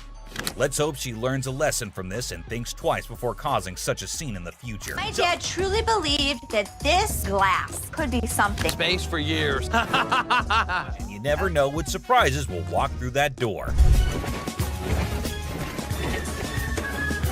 Today we've got Seth bringing in something that's blowing everyone's mind, and boy is he in for a shock.